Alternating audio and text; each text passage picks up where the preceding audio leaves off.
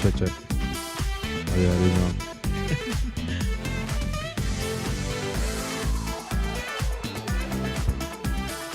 What is up, everybody, and welcome to day 8 of CITIUS MAG Live at the World Athletics Championships. Chris Chavez here with Kyle Merber and John Anderson, and we're going to get right into it with our guests. We've got a recurring guest here with World Championship bronze medalist Trevor Bassitt coming back for some more. He texted me, he's like, Rye said he's coming through. Do you guys want me back? And I was like, we'll always take you, Trevor. So, Trevor, thanks for joining us again.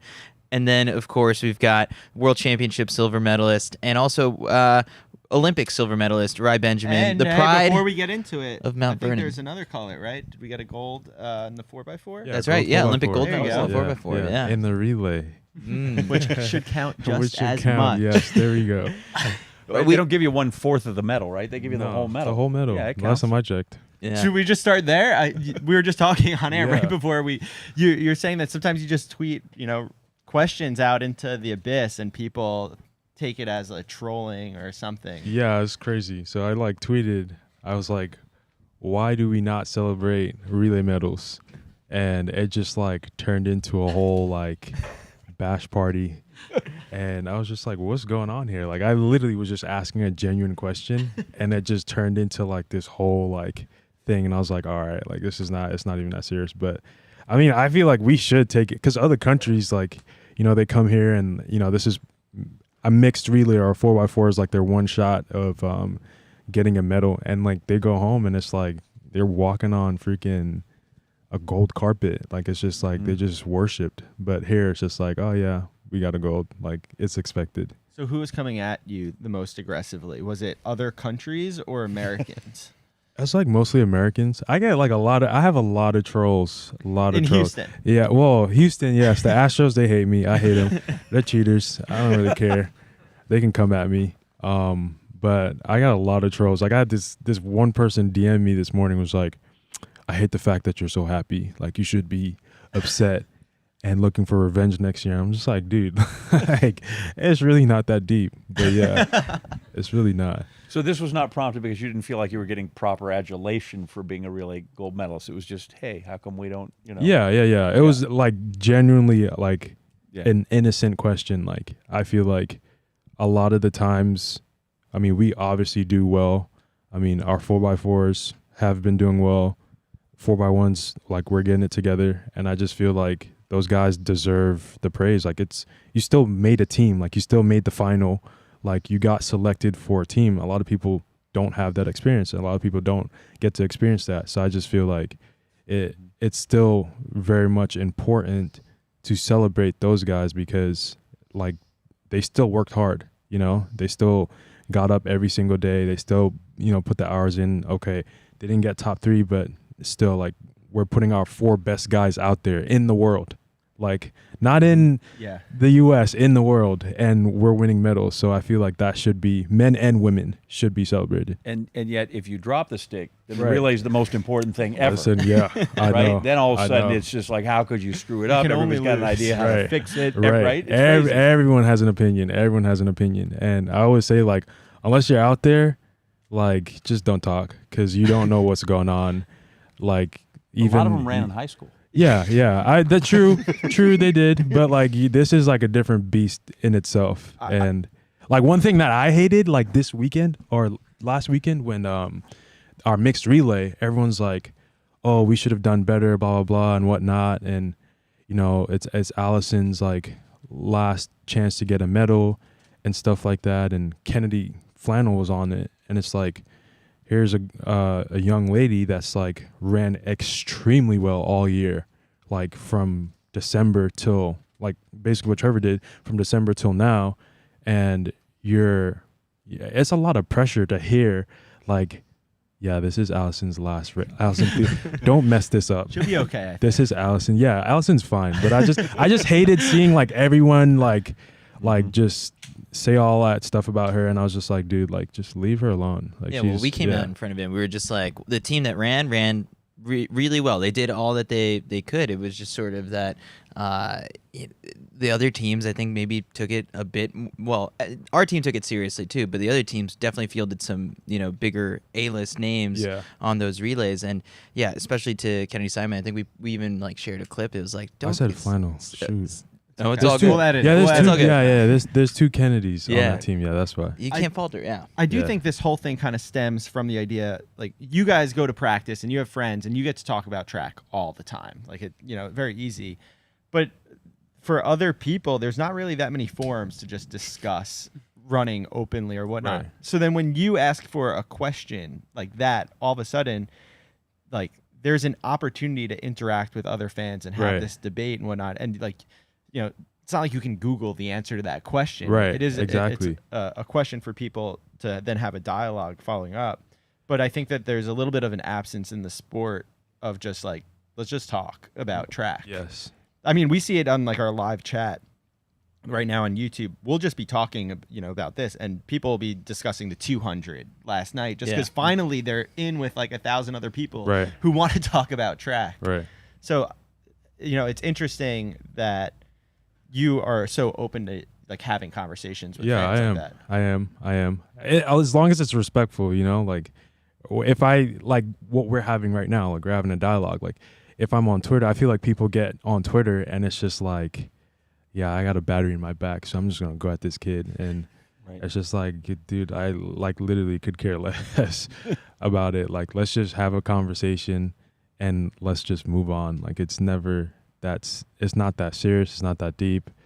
Let's just have a respectful conversation. Like, I will not yell at you. I'm not going to engage. But at the same time, sometimes I got to be like, I got to like check some people sometimes because it's like, all right, like I'm not a punk. Like, like, come on. You pick one person. You're like, I'm coming for you. Yeah. And that's just one person and that's Plumber's it. but 27. I'm out for you. Yeah. I can't have that. Yeah. When he comes through. But you won't be on this relay. Because when we sit here, it's not that cold that it requires long underwear, but you got one leg on D. So you come out with a silver, but you came up banged up. Yeah. So first, tell us about the medal, because it was a heck of a race and different than the race plan going in. So full disclosure, Trevor and I talked about the race the day before. Mm-hmm. And that's like part of the reason why I'm like, so I was so excited because we were at dinner. I think it was after dinner. We were sitting by like in the lobby. Yeah, we were sitting in the lobby. I'm just like, dude, like they're gonna go tomorrow. Like, you just gotta fucking send it. Like, it's just gonna be a send. Like, seriously. Like, and then he was just like, yeah, you're right. Like, I don't want to see him until like hurdle 8, so I'm just gonna go. And like, fast forward. I mean, a couple minutes later, actually, like he was just like, it's crazy. Like, my coach said this, shows me the text message, and I was just like, dang, like that gave me like goosebumps. And then previously, like, I get to world championships, the Olympics, like you're focused on yourself, but for some strange reason, this is what I want to. I was like, we were at the practice track, and I go like, hey, you want to do some starts with me? And I don't know why. I just don't know why I did it. Like, I went to Coach Hayes, and I was just like, I don't know why I did that. But like, it just felt like the right thing. Even like him. It felt like the right thing to do. Bill. Yeah, something like that. We all have a soft spot for Trevor. Yeah. So I was just like, all right, cool. Like, I'll do some starts with him. Do a couple starts, and like we spoke after, and he was just like, yeah, man. Like, I've been writing my own workout plans. I was like, what the hell do you mean you've been writing your own workout plans? And like, you're on a U.S. team. Like, it was just mind-boggling to me. And then he was just like, yeah, like, I've been coaching myself, writing my own plans. So I was just like, okay, wow. Like, that is impressive to do that and to run 47 mid, 47 low. Like, oh, that's my medal. It's the second time it fell. That's my medal? Maybe just put that on. It's the second time it fell. It fell at Pepe and Gianni's the other night. Mine fell on national television. You're good. Yeah. But, so... Yeah, fast forward, we had that conversation that night, and we're just like, dude, like, you just got to send it. Like, it's just going to be a send. I'm down in 3, no man's land. You're out in 8. Like, it's better than being in 1 for sure. I don't know how we got those lane draws, but we were trying to, like, decide, like, how did they, like, scramble us all over like that. Like, how did I get 3 and I got a big Q and you had I had a big he had a big Q and he was out in 8 and I was like, okay, that makes no sense. But anyway, so gun goes off. Carson's like out like a bat out of hell. And like I knew he was going to do that because like obviously like 3 high quality races. Like I've been there, like, so I know like how he gets out. And I was like, all right, I'm gonna stay as close as I can to him because my leg hurts at this point because I set my blocks, I did my push out, and I was like, damn, like they had to sit for too long. So like I didn't have enough circulation, like, so it was just rough. So I take the first hurdle and I was like, all right, cool. And then I take the second hurdle and I'm like, I'm in trouble. Like this thing hurts a lot. And like your body just kind of like wants to go into like reserve mode. And I think I kind of did that, and they got away from me. So I get off hurdle 3 and I'm just like, fuck, like I'm losing. Like this is bad. Like I'm literally like I'm in a predicament right now. And the same time I thought that, the crowd goes, USA, you, and I was just like, all right, screw it. Race plan out the window, 12 step to 5, 12 step to 6. And I was like, I'm going to run the hell out of this curve. And like, literally, I just went blank. And I ran the fastest curve. I was like 11.7 on the turn. It was something stupid. Yeah, I ran like 11.7 on the turn. And like, literally, we got square at 8. And I was like, all right, just past Carson, past him. And then I looked at Dos Santos and I was like, try to get him. And I went, but it was like the weeks that I missed, like just not having the fitness and not having like the proper training and not hurdling, like I just was like, yeah, I don't have anything left. So we're just going to stay right here for second and try not to get, and I thought I got third actually, because when I crossed the line, like I looked to my right and I was like, why is this French dude on the floor? And I thought he dipped me at the line. And I was like, there's no way. But then I looked up and the results didn't populate correctly. And I was like, there's no way. Like Dos Santos won, but it said like someone else. I think it was like the Turkish guy, what's his name? Capello. It said Capello had won, and I was like, all right, this makes no sense. So Dos Santos' name populates, mine populates, and I'm looking, and I see Trevor Bassitt, and I was just like, what the hell? And I just ran. Off. Yeah. Headband came off, went over, and I was just like, dude, like our conversation like flashed in my head, like that we had that night. And it was just like, man, just pure elation. Like I was just genuinely happy for him. I was more happy for him than I was for my medal. And like I just ran a lights out race. So it was just crazy. It was just crazy. I think one of the funniest things, looking back at the video of you tackling me, is you tackle me, we dap each other up, and I left him on the floor. And then I reach up a ride to help me up, and he just gets up and turned around. I was like, oh, all right. And I just like picked myself up off the ground. Yeah, I was getting crap for that yesterday. I was just like, you didn't even. A couple of my friends were like, you didn't even help him up, and I was like, yeah, you're right. Reggie White didn't help dudes up. Yeah. He's got it. My bad. No, you're good. You're good. What was the significance of the race plan 12 step, like from a technical perspective? Like you were talking, like you heard the USA chant and things changed. Yeah. So I mean, like usually I go 13s, so I go right all the way. But because it hurt, was it the right? Like no, so like the hurdles were coming up so fast because we were just blazing through to 200. I think Carson came through at like 21.5. I was like 22 low, or 21.8 or something. It was something like that. So the hurdles were just coming up too fast, and my stride pattern was just it wasn't open enough for me to go. So I was chopping hurdles, and like as I chopped, it's like I'm putting all this pressure on the hamstring, and it's just like, oh, don't do that. So it's like now I was just like, screw it. Like I just have to go 12s, and I don't really I hurdle with my left leg quite a bit this fall because we were prepping for it. But I was like, nah, Coach Hayes, like I just want to stay with the 13 step pattern. But then I was just like, I can't chop this next hurdle because then I'll be out of it for sure. So I just opened up and went 12 to 5, and then went 12 again to 6 just to get back on the 13 stride pattern to come home.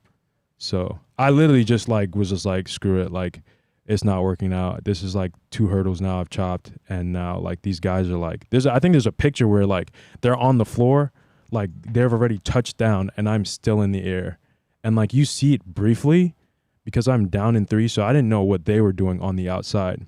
So I was looking at Karsten, and then once I clear, I like you kind of hurdle, and like you look up a little bit, and then you just look back to your lane. Well, that's what I do, at least, just to see where I'm at. And I was like, dude, like, they're on the ground and you're still in the air. Like, you're behind right now. Like, something needs to change at this point, obviously.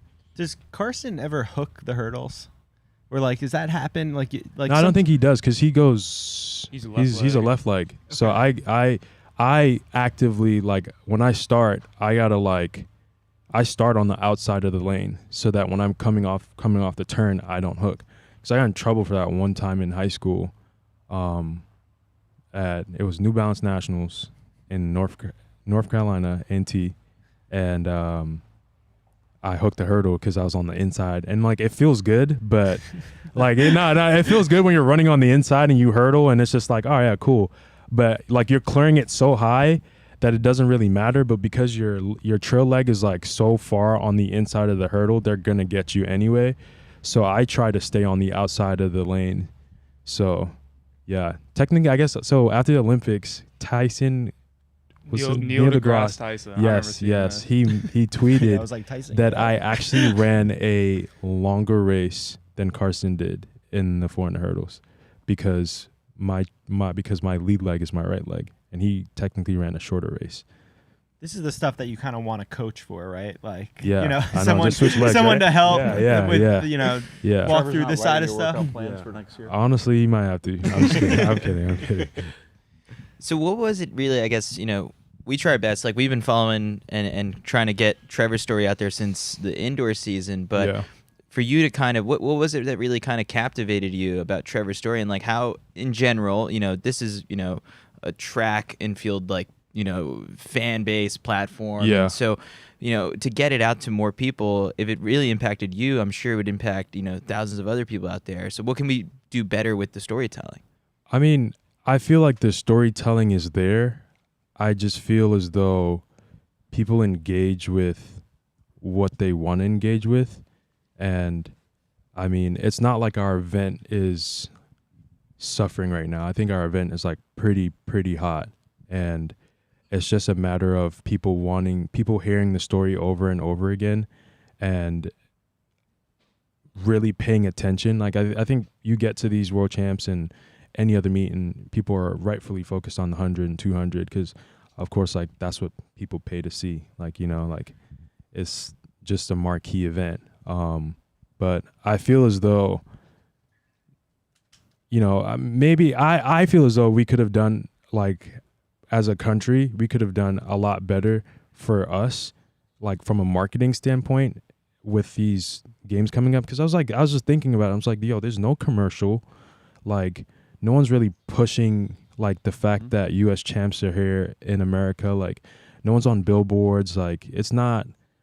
There was just no hype for it. I mean, we were hyped for it, but I just didn't see from a marketing standpoint, like from, you know, I mean, of course, like they push it when we have the meets here, like Randall's Island and whatnot. But like, I just feel like we didn't do enough. We didn't do enough. So it's kind of like, whose responsibility is that in a way? Yeah. It's is it the World Athletics? Is it USATF? Is it the city of Eugene? Is it the shoe companies? Like, there's all these players, right, who are involved. Well, I feel like Eugene did a great job because, like, if it's one thing people are going to do is show up to watch a track meet here. So I think that in itself was great. As far as, like, accommodating, like, a huge crowd, I think they did a great job. I think some people were, like, because on TV you see the morning sessions and the stands aren't, like, necessarily packed. But once you're in there, it's like insane. I was like, yo, if Eugene's packed like this all the time for every track meet, like, I don't think anyone could ever beat Team USA ever in anything if we had, like, that energy. Like, it was just so infectious. It was crazy. So you're a New Yorker, and you just mentioned Randall's Island. I vaguely remember a tweet you saying that we need more. Yes. In New York specifically. We do. That's fun though. Like, you know, like you get to go to the city, hang out, you know, drive over to Randall's Island. Like it's right there. The Hudson's right there. Like it's cool. Actually, no, it's not the Hudson. East River. I was East gonna let River. it go. Yeah, my bad. Yeah. It's East River. Yeah. So I mean, it's really cool. The track is fast. Like Devin and Noah made everyone, put everyone on high alert that the track is fast. So I just feel like we should do that more here. Like, you know, like I think it served everyone well because we didn't have to like go to Europe, acclimate, come back and get ready. I mean, some people did that, rightfully so, but it's just like we have the facilities here. Like, why not use it? So we saw you on your victory lap hand your singlet over to a kid, and he gave you a T-shirt in exchange for it. Have there been any regrets so far of that singlet's value? Definitely not.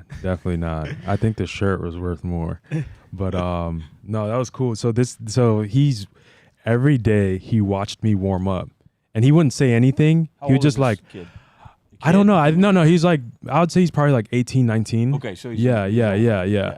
And every day he watched me like warm up, and he wouldn't say anything. He would just look at me and give me a nod, and I'd be like, and I was like, before my final, I'm like talking to Coach Hayes. I'm just like, yo, this kid has my face on his shirt, and it says Ry Benjamin for president.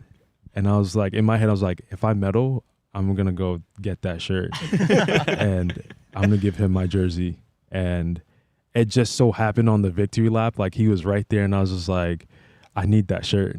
And I just took my jersey off, ripped my bib off, and like I was like, I took the shirt. That was it. That was pretty cool. Did he have a shirt on underneath, or did he put? No, he was like, it was like literally sweat to sweat. I was like, dude, you're getting this nasty jersey. He gave it up, but he gave it up. He took it off. I was just like, yeah, cool.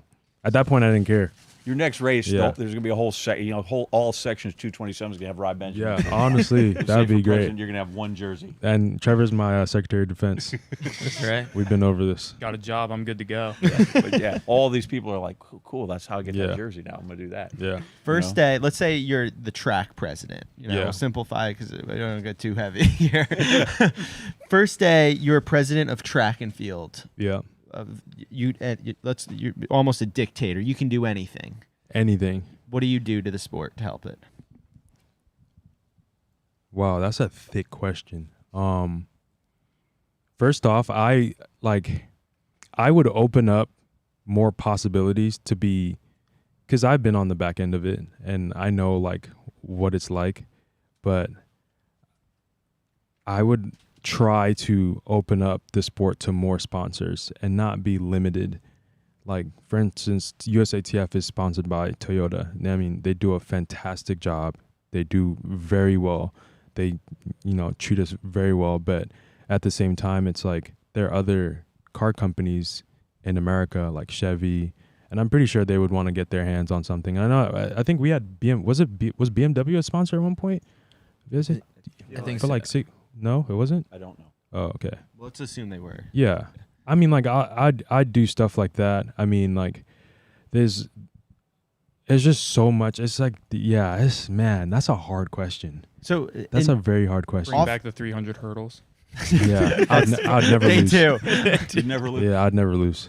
So oftentimes in those, partnership deals, they want access to athletes and stuff. Do you think the athletes would be more willing to be more accessible and, do more events and more dinners and speaking and youth things? Or is it like athletes don't money really... talks, bullshit walks. So if you pay people like a livable wage to do this sport, which, like, look at this weekend. Like, it's just been, there's no reason why any medalist should be working a second job to do this. Like, you just pulled off one of the greatest things ever, and not a lot of people get a spot on this team, and not a lot of people get a chance to medal.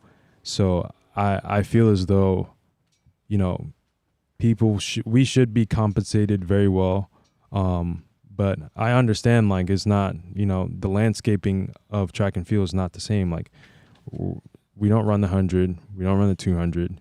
So I understand that. So I know I'm not going to be paid as much as 100-meter runners, and, distance runners aren't going to be paid as much as, 400 runners. Like, it just all depends. But I just feel as though no one should be, this sport is hard enough.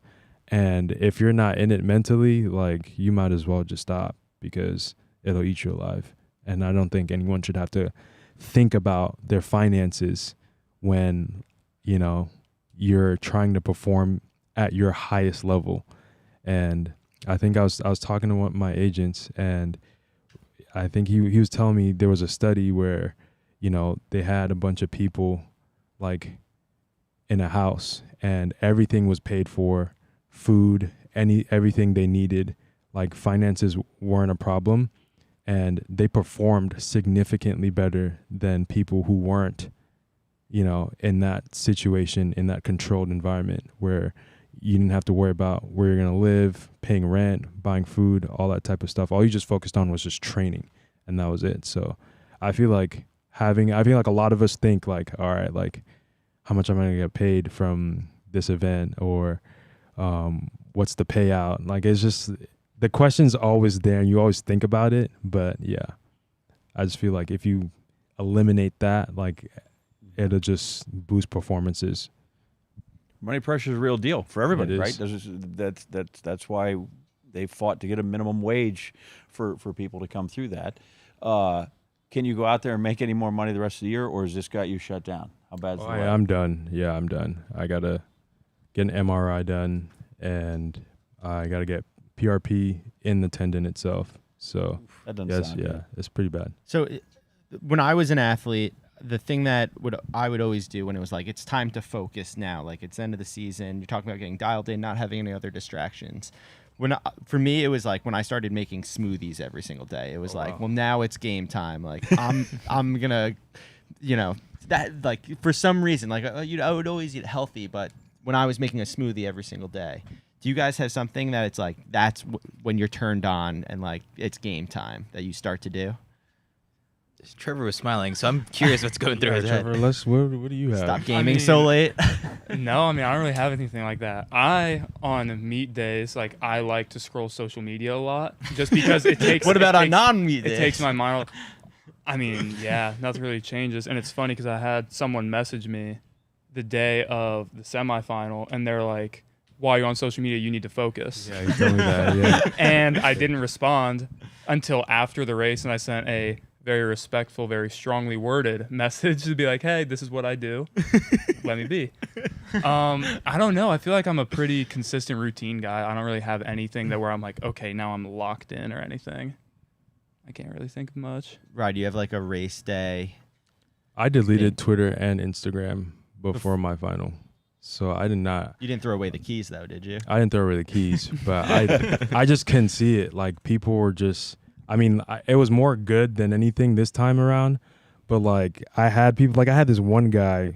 He said, "You should just read your DMs for us." They sound like I hate seeing you happy right now. You should be mad AF, not posting anything and thinking about how you going F shit up in the next year and be the greatest 400 hurdler out there, my guy. Respectfully, though. It's kind of a fan though. At least he ended with respectfully. You don't. How do you start with that and then say respectfully? Like, how are you gonna control? No offense. Control my happiness. Like, it's just like it's like literally insane. And I have this one guy.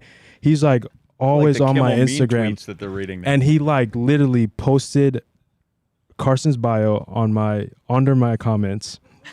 Posted Dos Santos's bio under my comments and goes, "You're still the second place king. You suck." Blah blah blah. Like, seriously, like it's like literally bad. And I was just like, what did I do? Like, and then he goes, World 2019, Olympics 2021, World 2022, different podium, but the same guy at the second place. King Ben, king of second place. Benjamin. He's French. See, his English isn't that good. But we're not going to go there. Why do you let those people in your pocket? Well, did you laugh at that sort of thing now? Like, I mean, like I laugh at it now, and like I called him a bum. And I told him that I live in his head rent free. So, I mean, I got real estate there. So if anyone wants to buy, let me know. We buying land. Yeah, we're buying land. Yeah. So I have a place to stay in 2024 in his head. So, but I told myself if I go to France and I see him and he's with a girl, I'm taking her. Yeah. She's coming back with me. Respectfully. Respectfully. What are your relationships like with those other guys? You know, with Warholm and Allison. Is it a friendly thing? Is it a rivalry? I think it's like it's like we have respect for each other. I mean, I understand that we're competing and you know things kind of you know sometimes like someone would say something in the media. Like for me, like 2021. Like some things were said and I was just like, dude, like really? Like I thought we were cool. But we are cool. It just turns out that, you know, you say certain things and then some people like twist it and that was that. And then I was getting like a lot of like slack for my shoes and I was just like, everyone's wearing their shoes. Like it's not me. Like the shoes aren't making me run fast. People are wearing the shoes and running slow. So I'm telling you, it's not the shoes.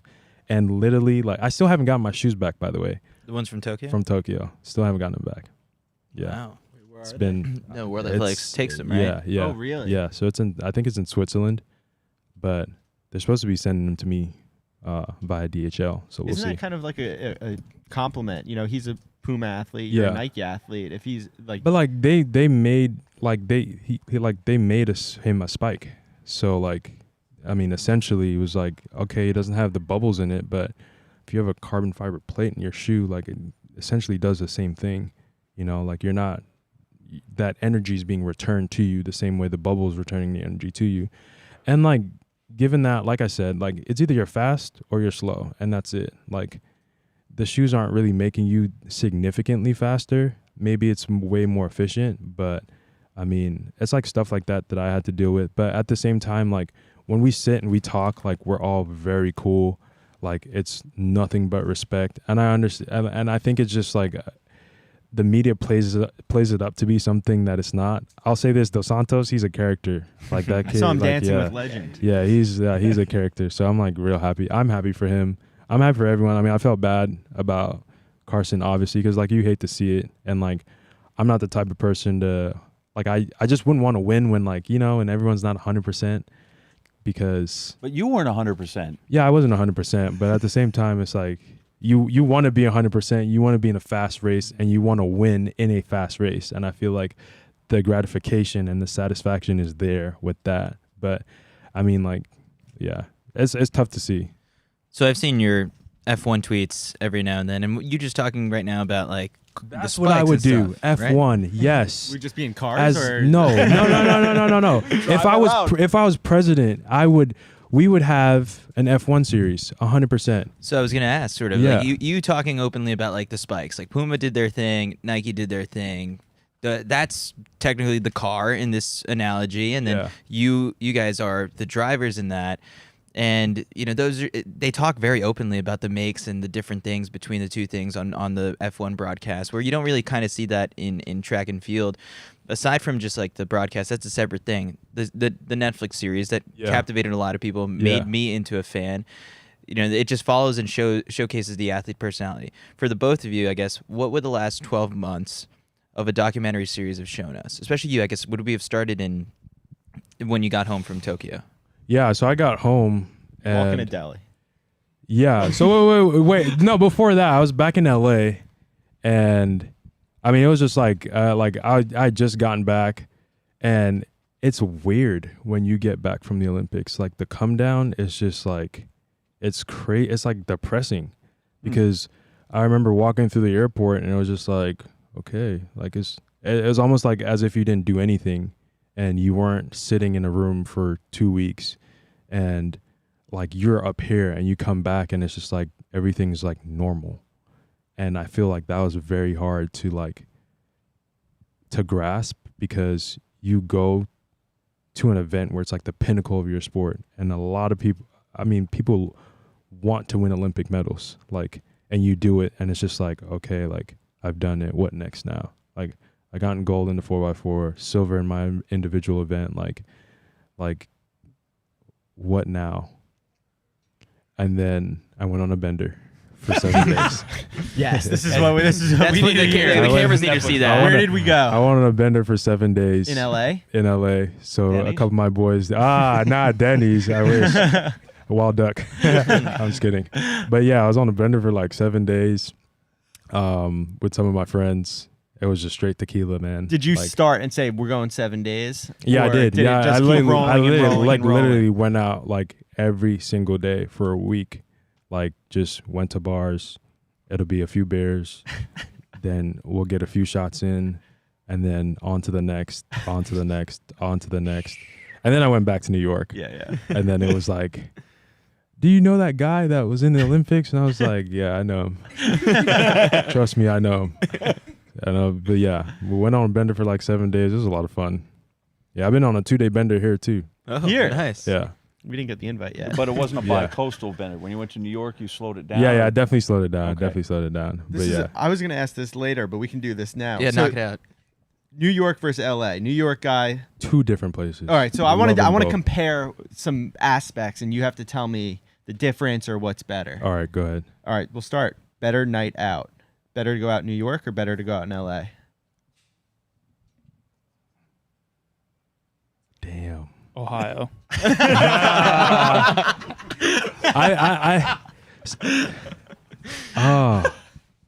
I would say it's better to go out in LA. Yeah, it's better to go out in LA. What about Especially now. the that- celebs? The celebs, I mean, the girls are just different. That was going to be part Like, 2. Is Yeah. It's then just- I might get yeah. you in trouble here, right? But I was going to ask, LA girls or New York girls, very different. New York girls. New York girls. Yeah, Why New that's York girls over LA? Because they're like, they don't take bullshit. LA They're girls not are like Jersey superficial. chasers. You know, like it's like, yeah, you don't get the whole like clout chasing. Yep. Yeah. And you're- LA is just like a different place, man. I hate like, LA. It's just like, No, like, I'm it's here to like it's roast. unreal. Yeah. It's unreal sometimes. I'm just like, yo, I can't believe like wow, like this is just insane. So yeah. Trevor, would you make it in New York or LA? So fun fact, I've never been to New York. You gotta I've get been- more meats there. I know. Yeah, we get yeah. a meet there. I might pull up, but would I make it in either? Not a chance. I'm not a city person. I can go to Straight Ohio, baby. Ohio. I can go to the big city for one day. I live like to my Cleveland. home. My And by that he home- means Cincinnati. yeah, that's Columbus. Like Yeah. like my home. We're like 15 minutes, 20 minutes from like a Walmart. So like I like being out in the sticks. Not me. I want to see people. Yeah. Better food. New York. Yeah. Yeah. What like? Is it just top to bottom or Just like, yeah, top to bottom, carbone, like, carb? yeah, easy.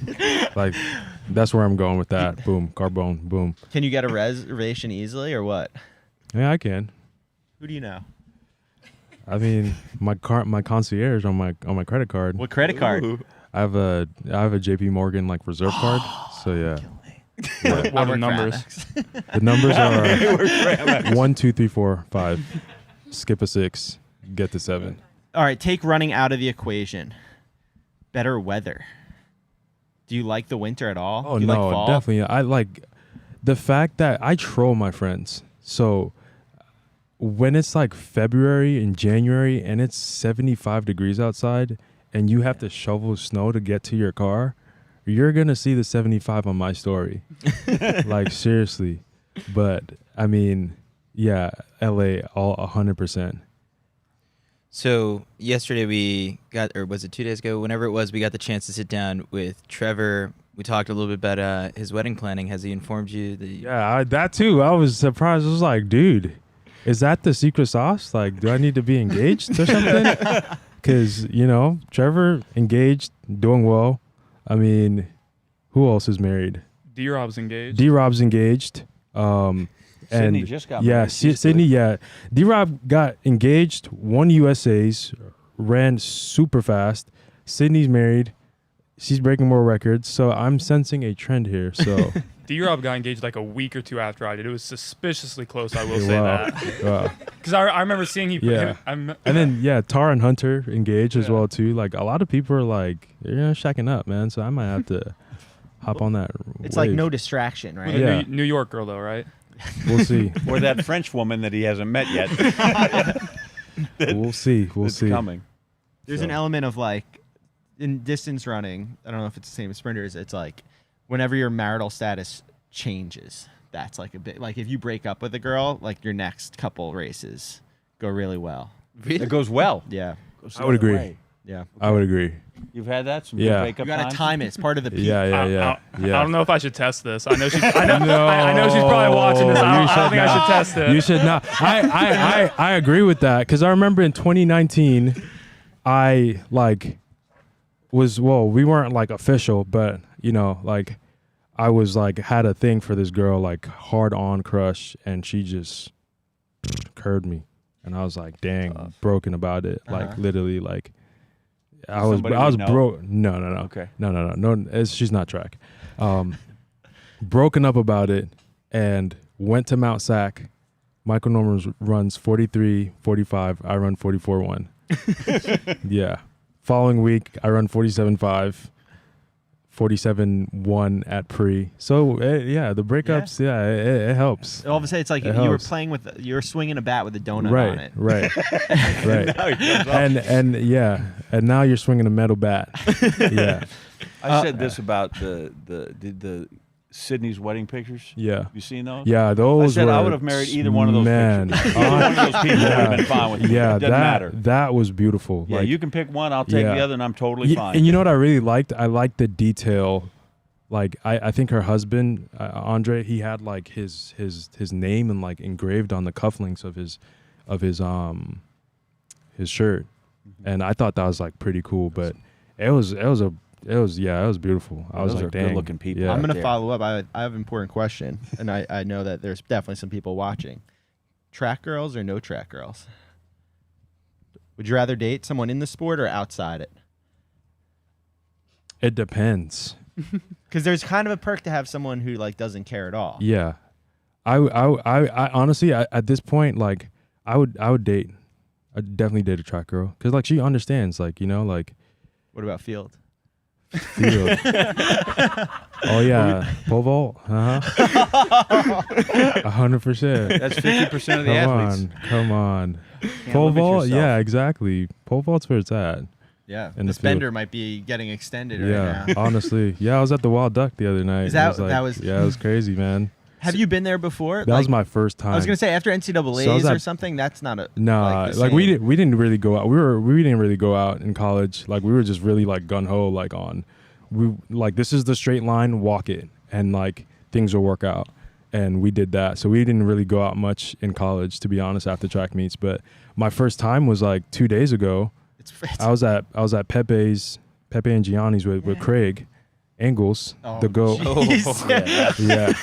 Right away, So, that's a bad start. Yeah. If you're under the age of 21, we need you to log off of YouTube Listen. right now. Just mute it. Or just mute it. You're fine. His name is Craig Engels from Different Angles. Yeah. If you saw his new track gen photo shoot. But yeah, so we get to the Wild Duck and everyone's just like King Ben, King, and I was just like, oh my King Benny. gosh. And then like I guess the owner, like, he brings out like a bottle of champagne for me, and then I get a tray of like 15 shots. Like he was like, what do you want? And I was like, tequila. He was like, what kind? I said Casamigos. And I look in the corner and I see Shelby. Like I was like, wait, Shelby's here? So we go outside and I'm just like handing out shots, like, you have a shot, you have a shot. And at this Like point, like Oprah. I'm like drunk at this point, like literally like falling off the earth drunk at this point. Gave a speech, like, What did you say in the speech? I can't even remember. Like seriously, I really can't remember. Like gave Shelby a shot. We got the shot. They hit the button. The sparks went flying, and then all of a sudden, like I'm inside, like taking pictures, like talking to people and whatnot. And my champagne was done, but I didn't really care. We have But- a couple extra bottles right here. Hey, you guys want to let's There pop? you go. go. Yes, sir. Yes, sir. All right, but yeah, I was like, it was insane. Like I literally couldn't, like, I didn't know what was going on around me. Like I woke up the next morning still drunk. Like that's how drunk I was. Time. Yeah. You know that you How'd you get made home? someone's night. Who took care of you getting your back then? Someone called me an Uber. Okay. I'm not going to disclose the name, but I got called an Uber and I just made it. You know, like when you're so drunk, like you just hear like every breath you take. Like I was in the back of the Uber, like, and I was like, yo, honestly, if this dude wanted to kill me, like by all means, dude, like I was just like so out of it. Like it was crazy. I think my favorite part from the Wild Duck always in Eugene is running home. Sometimes my move, and like I swear I'm faster. Really? So you're one of those. Yeah, like you're a running drunk. Like, yeah, no, not I me. can wait for the Uber, or we can take 5 minutes and we'll be home. Yeah. Did you want to know what Trevor was doing the entire time while you were on your first night at the Wild Duck? Did he tell you? He's probably giving his wife a lovely massage. His soon-to-be wife a lovely massage. He was sneaking back into Hayward. Really? I lost my phone. Oh, right. D-Rob had it. No, he was Problem. supposed to have it. So who had your phone? Nobody was sitting on a chair in between the call room and like the World Athletics med tent. Oh wow. What time did you get out of the stadium? Like after like drug testing, or when I got my phone. When you got your phone? It was like 11:45. Damn. Oh, in all fairness, that night I did go to bed. Oh, you did? Yeah. Oh, the night after the race. The night of the race, like I went to bed. I was like, I'm going to sleep. Like literally. Sore ice. Nothing. I just literally was just like, it took me a while to fall asleep though, because I was like still amped up. But I went to bed. I had McDonald's that night. Like, What was the order? it was the new crispy chicken sandwich that they had. Are you sponsored by McDonald's? I'm not. I don't. But they I got to get shouldn't on even- you. I shouldn't. Yeah, they should. They should. McDonald's, if you're watching this, please. You know, but we had Denny's. Now we got McDonald's. Yeah. Like, We're getting it's them all right there. But yeah, I had McDonald's and I was like, yo, I'm going to sleep, man. That's kind of the perk, and like obviously you're upset that your hamstring hurts and Yeah. everything, but the perk is, you know, the 4x4 is kind of how we finish things out. Right. Yeah. Now, all of a I'm actually sudden- very sad about that. Like deep down, I'm actually very sad about that because the past 2 years now, like I've anchored it, and like it's like special to me, and it was special to do it here because I felt like we had an opportunity to probably like, you know, do something really special on the 4x4. And given that it was Michael and I were the last people to run on the whole old Hayward that night. Yeah. They When we knocked it broke the down collegiate right record after. and they knocked it down right after. So it would have been nice to come back and like get on a relay with him and, you know, do something special there and win at home. Like it would, I know it would have been insane. It would have been nuts. So it kind of like, I kind of bummed out about it a little bit, but I mean, I'm not going to put Team USA in a position where they're not going to do well. And I just wouldn't be able to live with myself off of the fact that like, yeah, I'm just on the relay just to be on the relay. Like if I can't give a great leg, like I'm not going to do it. I mean, what I did was just, I mean, that was like individual and I can live with that. But like, if I like cost these guys a gold medal or a silver or a bronze, like well, they're not going to do that. They're going to win gold. But if I cost these guys a medal, like I just would feel so bad. So I like, and my leg also hurts a lot. So yeah. Should we put him on? I think. Are we allowed to know? Yeah. no, we'll get shut down real quick. Yeah, I don't know. I haven't heard anything. Nothing's Yeah. changed. Like I haven't heard anything since yesterday. So Yeah, no who comment. knows? Neither have we, right? Nobody's called you guys to. Not on air. You're not on air. I heard they're thinking about bringing you on for a DMR. Yeah, for the yeah. 800 leg. We got to bring the DMR back. So you were saying that they were chanting King Ben. Yeah. What's the origin of the nickname? So it came from like, I was probably in high school. Was it my freshman year in high school? It was my Instagram handle. My Instagram handle was your boy Rye. And I was like, How did you spell boy? BOI. I knew the answer. I was just throwing it out there. Yeah.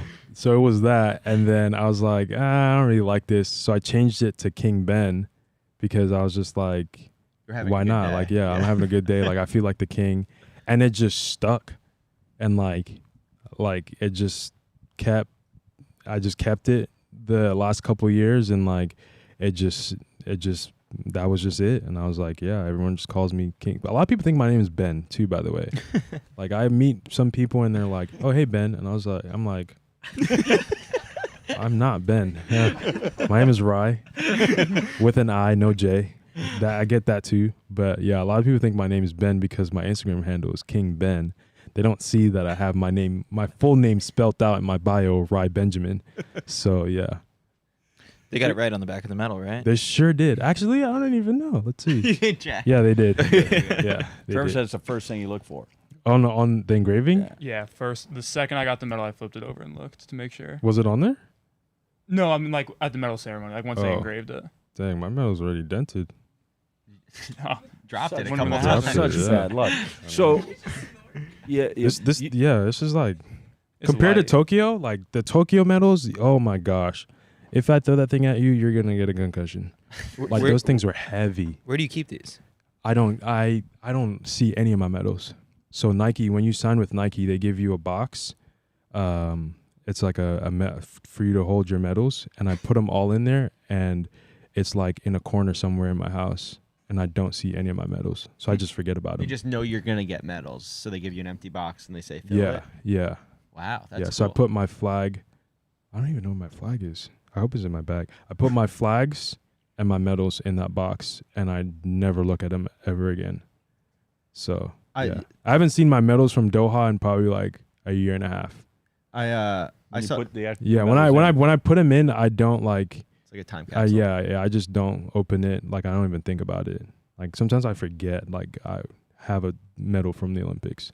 I saw that you posted a picture with Phil Knight. Yeah. He asked you for a picture. No. Can you Billionaires don't ask people for pictures. But no, like so it's funny because I have Phil Knight's number. Like yeah, it's crazy. Did he text That's you? a flex. So he texted me after Tokyo, and it was like the nicest message ever, and just saying like how proud he was, and it was just like, dang, like I just got a text message from Phil Knight, like that's crazy. And I remember he texted me, Shannon Sharp DM'd me, that's cool, he's funny. He told me to go win, but obviously I didn't. So, I'm sorry. But yeah, like we were at the Gordon yesterday because I was at the panel, the women's panel for Nike, just listening to Sonya. Anna was there, Anna Cockrell, and the Diljeet Taylor was there, right? Yes, with her nice Richard Mille on. It was very nice. The Richard Mille that was on her wrist. So yeah, like he came after, and we were in the lobby, and I was just like, they were just like, hey, like, you want a picture? And I was just like, nah, I'm good. Like, Phil's just rolling out, and he was just like, no, I get a picture. And like, he was like, yeah, sure. So I took a picture with him. But yeah, he remembered me, and he said congrats. He was really excited that I was excited for him as well too. You just So got Trevor yeah. contract. Hey, I didn't say anything. So you're a man of the people, USA, and at the Duck. But Trevor said that he was amazed when you recognized who he was. And Courtney Waitman was here yesterday, and we said, is there anybody that recognized you that you were shocked? And she said, and Rye Benjamin came up. Like, you're invested in this whole team. Yeah. No, I'm like, man, I might be team captain next year, to be honest. I might nominate myself, but no, I am very much invested in the team. And like, it's weird because I get here, because you see these people all year, and like, you guys don't really we don't really interact with each other that much. I remember Olympic trials, like, I remember Trevor talking to me, and I was just like, dude, like, shut up. Like, seriously. It's fair. Like, it was because he was like, oh, I didn't even know you can hurdle with your left leg, and I was just like, yeah, dude, like, I'm a hurdler. but it was just the fact that we were at Olympic trials. Well, I didn't say shut up in my head. I was just like, yeah, of course I can hurdle my left leg. But it was just like, you're at Olympic trials, and it's like so much pressure, and no one Worse than the it is. Olympic going to trials is so much harder than running at the championships, because like, it's like, yo, like, this could be it. Like, you can't make if you fall, like, you don't make the team. You step on the line, you don't make the team. And it's just so much pressure, and no one really talks to each other. And it's just cool that after all that gets done, like, we're all like, hey, what's up? Like, you want to go play dominoes? You want to play Madden? Like, Team USA, like, they held it down too. Our hotel was like sweet. Nice. We got PS5s, Xbox Ones. Like, it's crazy. But yeah, I'm like super invested in the team. And like I said in my interviews, I was like, when I get here, like, I'm like more about team, less about self. So like for me, like yesterday was like huge. Like when Arian, Noah, and Kenny like swept it, I was just like, I was over the moon. And especially for Arian, because like I've been messing with him all week, like telling him like, dude, like I don't think maybe he does know it, but this kid is just, it's crazy to see like what he could do so young. And I was like, you have a golden opportunity, dude. And like, you may not like recognize it now, but dude, rack up as much medals as you can between now and like, he's going to be like 20, I think, at the next Olympics. Yeah. Like, nuts. think about that. It was crazy. And we have, What was your biggest concern when you were 18? His is about, how do I win a global medal? At 18, I was trying to find a lanyard to hang my keys on. 18, my concern was not to drop out of UCLA. Like, seriously. That was my first quarter. I remember I took, I'm poli-sci, and I took my first midterm for my major. And I remember walking back to my dorm, and I was like, yo, I'm going to go to JUCO. Like, this is like, I made a mistake. Like, that test was so hard. And I was like, I'm not cut out for this. Now and you're like, a politician. I know, right? Crazy how far we've come. I'm like walking back to my room sulking, and I'm just like, dude, like, I'm going to flunk out at UCLA. Like, this, like, I heard it was hard. And like, I had gone to summer session and I'd done really well. But now I get into my major, and it's just like, this is like what I studied for was not on the test. And I was like, shit, like I'm like, end up getting like an 85.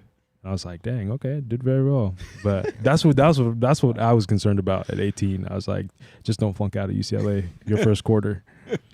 So you're one of those guys that you're like, oh, I just bombed that test. Yes. Got like an 88. Yeah. So final question from me here is, the two of you are like this buddy cop movie that everyone wants to see just kind of tour the world from here on out. Trevor's kind of in the mix zone, said like he believes he's in that, we talked all about a big three all season between you, Karsten, and Dos Santos, and now he's part of the big four. He's put himself in that conversation. Is this, are you planning to next year, bring Trevor and you guys going, because the two of you push each other and get the best out of each other. Honestly, I'd be down to train with Trevor, but Trevor has. Is that an open invite right now? No, yeah, open invite. I'll be honest about it. LA would kill him though. You'd hate LA a little bit. But Trevor also has you making a decision for two people and a dog. Yeah. So it's I mean, it'll be great to like get some sessions in, because like obviously like I don't know, we just like really clicked this week, and it was last 2 weeks. Yeah. So Been here for I a mean, minute. it'll be great. I mean, to have a 400 hurdle training partner, and you can come and join me and Mike. That'll be fun. That'll be a lot of fun, in all honesty. Training with Michael, geez, you got. I'm not gonna do that to him. He hates that. He hates that so much. Just Coach Carroll can get away with that. See, only Coach Carroll can get away with that. Yeah. At that point, you guys are gonna need your own YouTube channel, because everyone's gonna want to see that stuff. That's why we need the drive to survive, because it'll be like, just think about all the personnel. Like, a lot of people don't know Fred, but Fred is hilarious. Like, and he doesn't say much, but like, I guarantee you, like, if you put a camera and a mic on Fred and Vernon and he had Vernon on, it was it was like those dudes and Marvin and Cherry, like honestly, like, it would be so entertaining. I mean, we have like so many characters. Like, can you just imagine like going through this season, following Sha'Carri, following the Jamaicans, having the build up, and then coming here, following, Melissa and Aaliyah and TT, and like just having like those, because how they split between the drivers and everyone has their own like little segment episode. Like that would have been crazy. That would have been great. And especially what we saw with Arian and Noah. I mean, they're cool, but like having that little like bout on camera was like, oh, like everyone was talking about it. Like, so could you imagine like having like a having prior to that documented and after that documented? Like that'd be so cool. Like honestly, it'd be so good, and people will watch because like yeah, you don't have to like we want to play the analyst. Tension's good. Yeah, it is good. It is good. I mean, it's good tension. I mean, like it's all love with everyone back at the hotel. So I mean, yeah, don't believe everything you see on social media.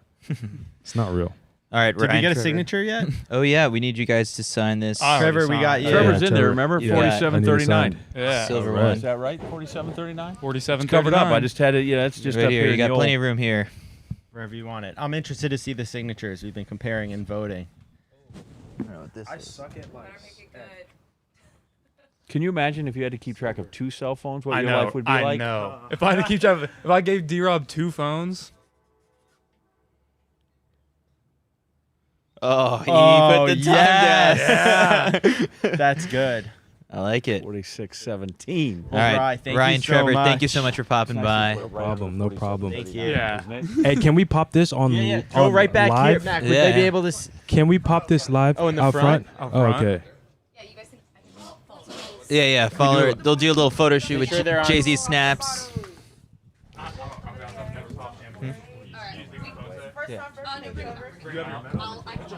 Thanks, Ryan. I got you. No problem, guys. Don't forget these, brother. Good stuff. See you at No, the top. I'm gonna come back. Or are you guys just hopping? We're bringing. Yeah. Ooh. Okay. All right. That was Rye, Benjamin, and Trevor Bassitt, the 400-meter hurdle stars for Team USA. And now we're going to bring on someone who's just as big of a track fan as the 3 of us here, and world-renowned comedian, Michelle Wolf. Michelle Wolf, come on out here and join us. Stand-up, you can do sit-down, which is always Yeah, good, sit right? down, not stand-up this time. Yeah, sit-down comedy, very impressive. Hey, Michelle. Hey. Hi. You can grab anyone. Pick one. Yeah. Hello, everybody. So You look Michelle. like you're on Team USA with your stuff. There you go. I packed for like 6 weeks on the road, and I couldn't include everything. So when I got here, USATF gave me a bunch of stuff, and I was like, "That's what I'm gonna wear." We have a rack of clothing behind you. You can take anything you I'm want. gonna wear some of that too. You have any of it, So Michelle, like, when we've connected about this a couple months back about the chance to get out to the World Championships, you're out here, first time seeing Hayward Field, first time being up close with some of these top professional athletes. I mean, what's this like for you? And I guess could you lend a little bit of context for, where this passion and fandom for track and field started for you? Yeah, I mean, I did track in high school and college. I mean, not very good, but and I've just been a fan of the sport. I absolutely love to watch it. I watch it on my computer or phone, wherever I'm at. It's always on the phone. It's always on a phone. It's always kills my battery. I know. How much track I'm always just watching on my and I'm phone. like, who is it? Who is Everyone's very small. yeah, all the distance runners are so tiny anyways. I'm trying to find them. Yeah, and I had never been to a big meet before. No way. So, I mean, not outside of college, but so I was on Allie's podcast, and she was like, "Are you going to go to Eugene?" And I was like, "I would love to go to Eugene." Mm-hmm. And I think it was with the help of you, actually, Chris. Yeah. And I got set up with some great guys here, and I feel like first of all, I feel like I'm at Disney World. Yeah. And I'm also so embarrassed because I'm such a fangirl. And I follow all these people on Instagram in a way that I'm like, I gotta get more friends. It's kind of like Disney. Like you're walking around, there's Goofy, there's Right, Donald yeah. Duck, there's Minnie. And I'm it's just like, hi. And I'm like, I don't want to be. Well, that's the funny part too, is that I feel like with some celebrities, they have people who run their social media accounts, and when there's someone who sees Michelle Wolf commented on this person's Instagram, they're like, oh, that's probably just a social media coordinator just commenting on other pro athlete accounts, but it is actually you. Yeah, my social media is actually me, unless I say something that no one likes, and then it's someone. Then it was the someone intern, else. yeah. It was the guy I hired. But yeah, no, I'm really. I mean, I'm really on there, and I love track. I think it's like it's the most fun thing for me to watch. I'm like in awe of these athletes. I can't believe we all have the same bodies, and this is what they're able to do. And because I'm sure like all of us have been on runs where we've tried to push ourselves, and I'm like, I don't know how you get there. You've worked running into some of your stand-up jokes. I have, yeah. I have a couple jokes. It's hard to joke about running because I think like the audience, a lot of people, when you talk about running, just in regular life, I think a lot of people hear like, well, like I run. They hear like you don't run, you're lazy, you know? And like it's an attack. Right. Like me saying I run is like an attack on them not running. And I'm sure you know, like one of the things you get asked is like, well, how are your knees? Are your knees okay? And I'm like, you don't care about my knees. Like you want my knees to hurt, you know? Yeah. So when you try to do it in stand up, it's like, it's very hard to make it relatable.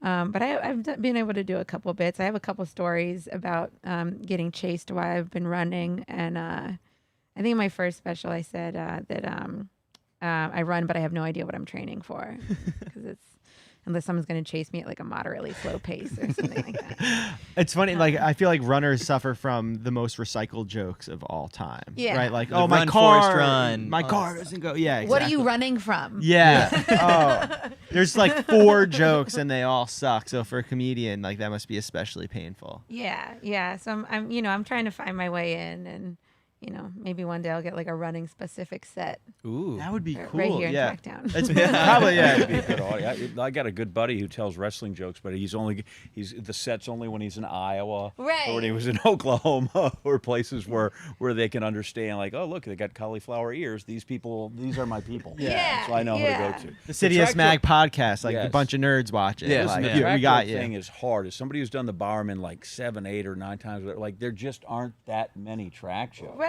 Yeah. And And you you don't want to offend them. Right, you can only poke at the people so often. Right. And it's hard. Yeah. You know? And it's like I'm not in their shape, so I don't know what am I going to make fun of? Me. I'm going to make fun of me. Is Right. probably what I'm going to Some do. runners are sensitive too.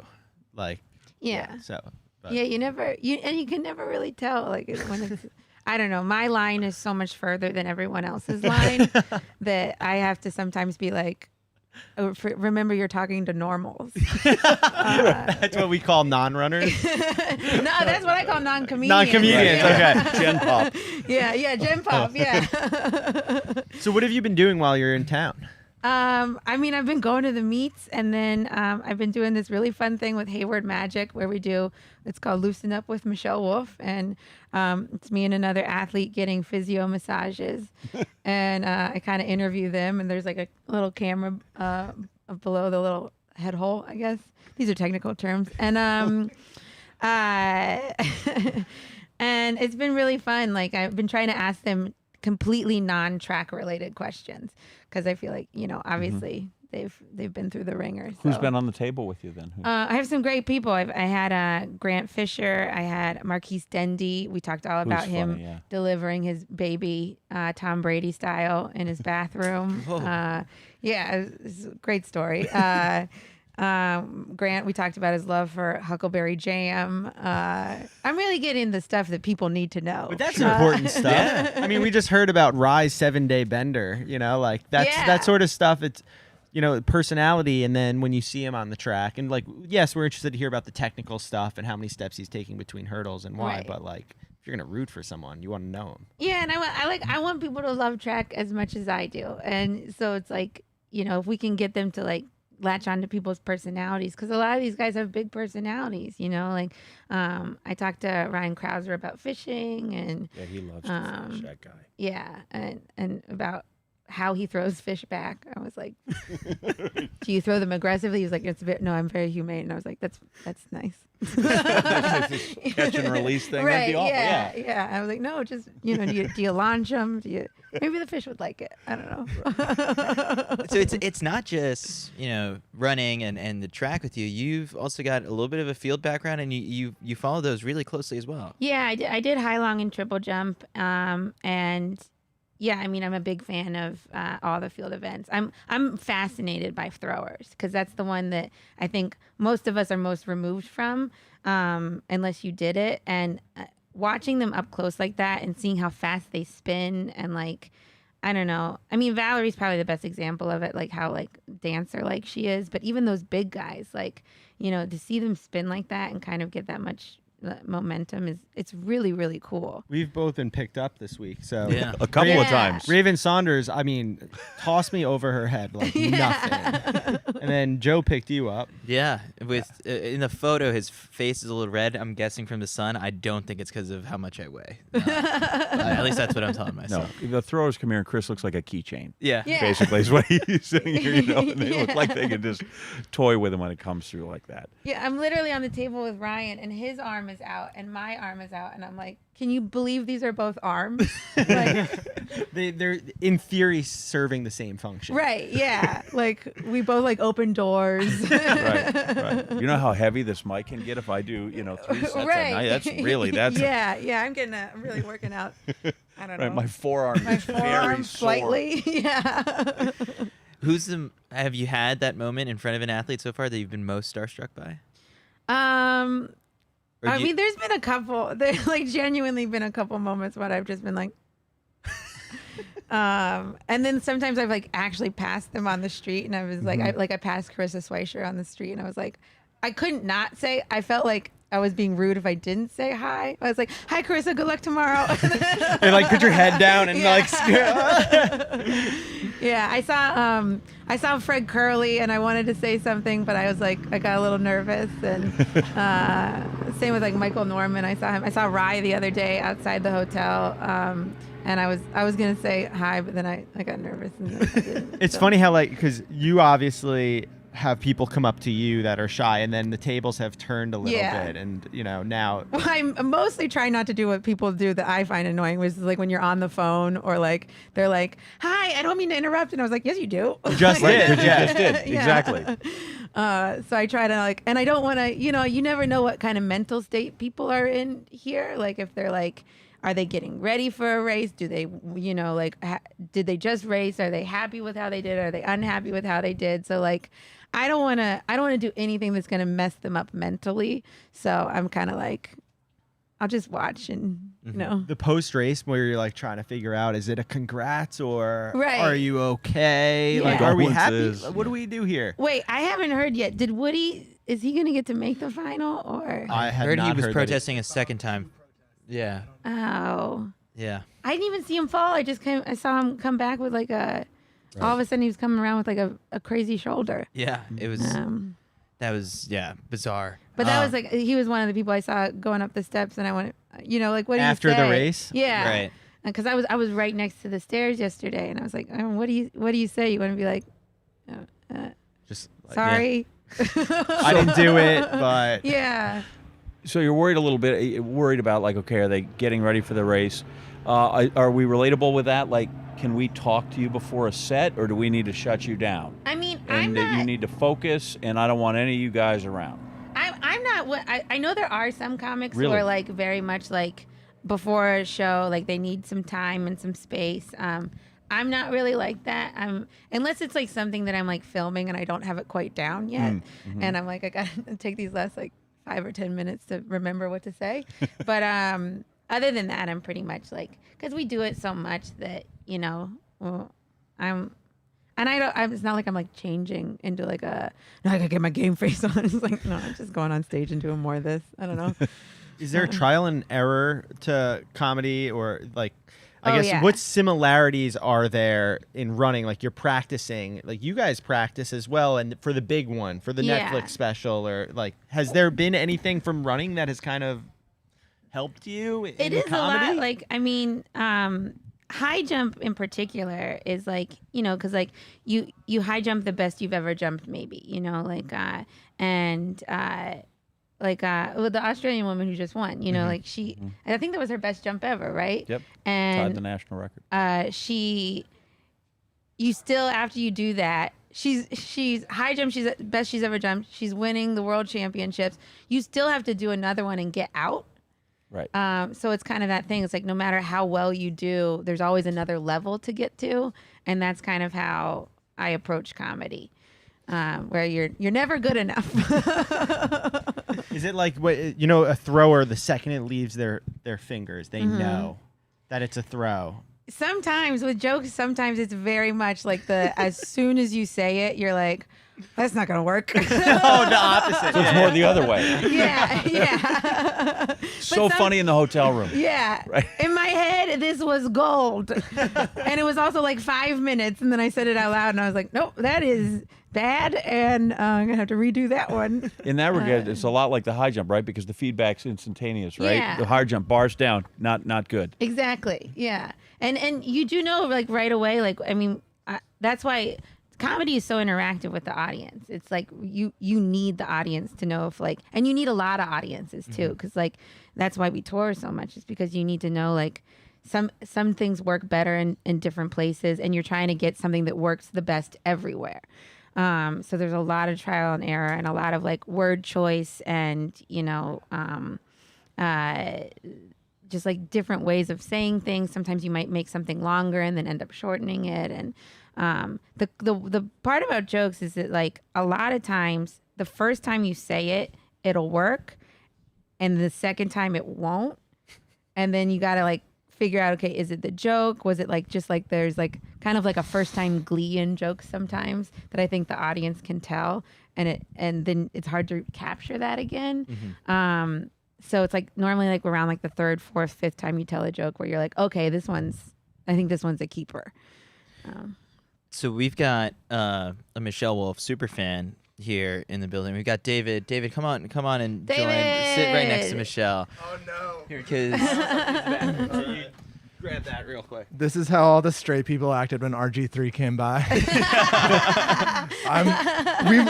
Seriously, we've had a lot of like we had Ashton Eaton earlier. I'm like, yeah. Ashton, what's up? Like, I'm like very nervous right now. Oh, well, I'm an idiot. So. But no, what I wanted to ask is so I watched the break and like I thought it was fantastic, and I'll look dead in the camera like, Netflix, you guys are morons for canceling it, but it was like no other late night show that had ever existed.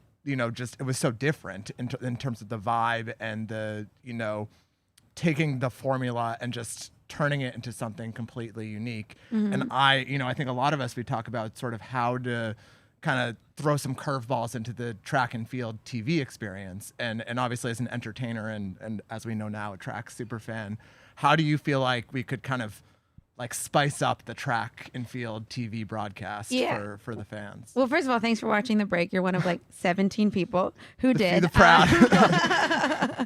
I mean, I've been thinking about that the whole time I've been watching, where it's like, I think there's like an opportunity to like really get the crowd involved a lot more than we have been, and having kind of like almost like a master of ceremonies on the track, like kind of the whole time, where it's like, just make it an entertainment event, like a little bit like wrestle it up, like make it not like wrestling, but like, with that kind of energy, and like,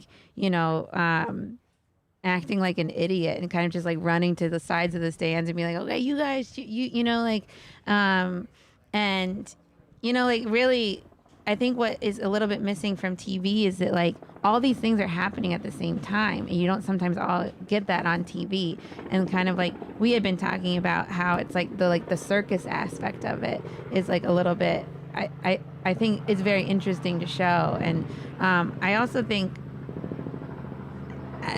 somehow making it a little bit more relatable in the sense that it's like, no, what these guys are doing is like, because when you see a shot put thrown that far, right, you can recognize that it's far, but it's like you don't really realize how far it is. And I wish there was some way that we could kind of like even just have like a normal guy throwing a shot put and be like, right. No, we're trying to pick it up. Right. Yeah. It's 16 pounds, like. So this is why Chris is going to open for you on your next tour. Yeah. And, just like, and and then again, like, you know, really letting the athlete's personality shine, I think is a big thing too, and getting people excited about like who they're watching and why they're watching that person. And some of the events themselves, right? They lend themselves to comedy. Yeah. Right? Like the hammer throw's funny. Yeah. Like you watch that and I think that could be really the guy running in a straight line 100. Like you said, okay, who's chasing? That's easy. But some of the other ones, you know, the pole hammer vault. the pole vault is a great. I mean, Crazy. there's a lot of comedy in the pole vault. I mean, like, and just having people commented on it.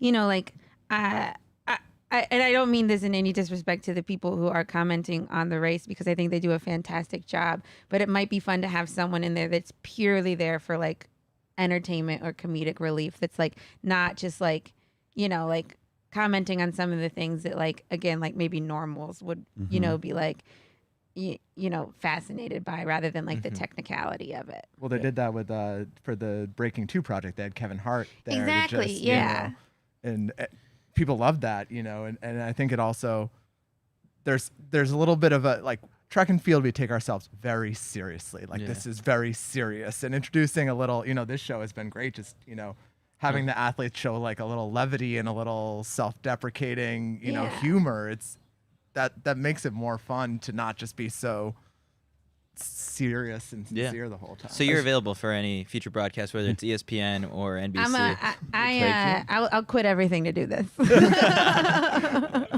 said the other day, the pole vault, right? Because Bri talked about being on a bender the other night. Like, what drunk middle-aged young person, adolescent male, wouldn't try the pole vault? Oh, yeah. They'd all be dead, right? I said it'd be the second leading killer among young men in America, behind, you know, drunk driving. But they would go out and try that all the time. Oh, they would. I think that is the sole reason why tracks have to lock that stuff up. Right. That's why you have a shed. Otherwise, they'd be out there. You'd find, like, you'd wake up on a Saturday morning and be like, it's 3 more. Bodies just just strewn about. It'd be awful. Yeah, I just think that there's a way to kind of like personalize it and make it a bit more accessible, because you know what they're doing is really cool, and I don't know. So, final question that I've got for you, Michelle, is sort of what's the funniest thing you've seen, you know, at the track during this trip, or I mean, it could be off the track. The mascot's head got stolen for a little bit, and they probably stole it so they could clean it. I think it was filthy. I gotta say, one of the things, it might not be the funniest, but I think it's the cutest, is the little it's the little throws car. Yeah, it drives back all the implements. Yeah, for the longest, I had to ask. I was like, "What's that little car doing out there?" And they're like, "It's the throws car." And I was like, "That's perfect. Yes. That's great. You get someone riding on that thing. Like, I mean, that's like." It's also like a great lazy innovation, you know, like where someone was just like, I am not going to walk this back. It's an amazing machine too, right? Because every implement, somehow they get the hammer in it, and they got a disc, and the javelin yesterday is stuck in the back. Yeah. You know? They thought of everything. And the shot put's kind of like the old-fashioned bowling alley, right? They just have this kind of a track for it that goes up, and you just put it in and it goes whoosh, and it rolls back to them like it's returning it at a bowling alley. Yeah, it's which great. is also cool. Yeah. the biggest athletes, the smallest little car. Yeah. Right. I love it. Right. You're waiting for a bunch of Shriners to come walking out of it is really what you're waiting for. So I got one more. So, you know, obviously you're a big runner yourself and a big track fan, but if you're putting together a comedy 4x4, you get one of the legs, but what other 3 comics are you tapping to really, you know, at least be somewhat respectable on your relay performance? I'm doing this from a running perspective, right? Yeah. Like, who you think could actually deliver? All right. So if I'm one of the legs, oh man, there's a lot of out of shape comedians. I'd probably have to use Kevin as one of them, even though I don't think a 400 is his speed with those little legs. Let me see. Well, we couldn't do Dave because he smokes too much.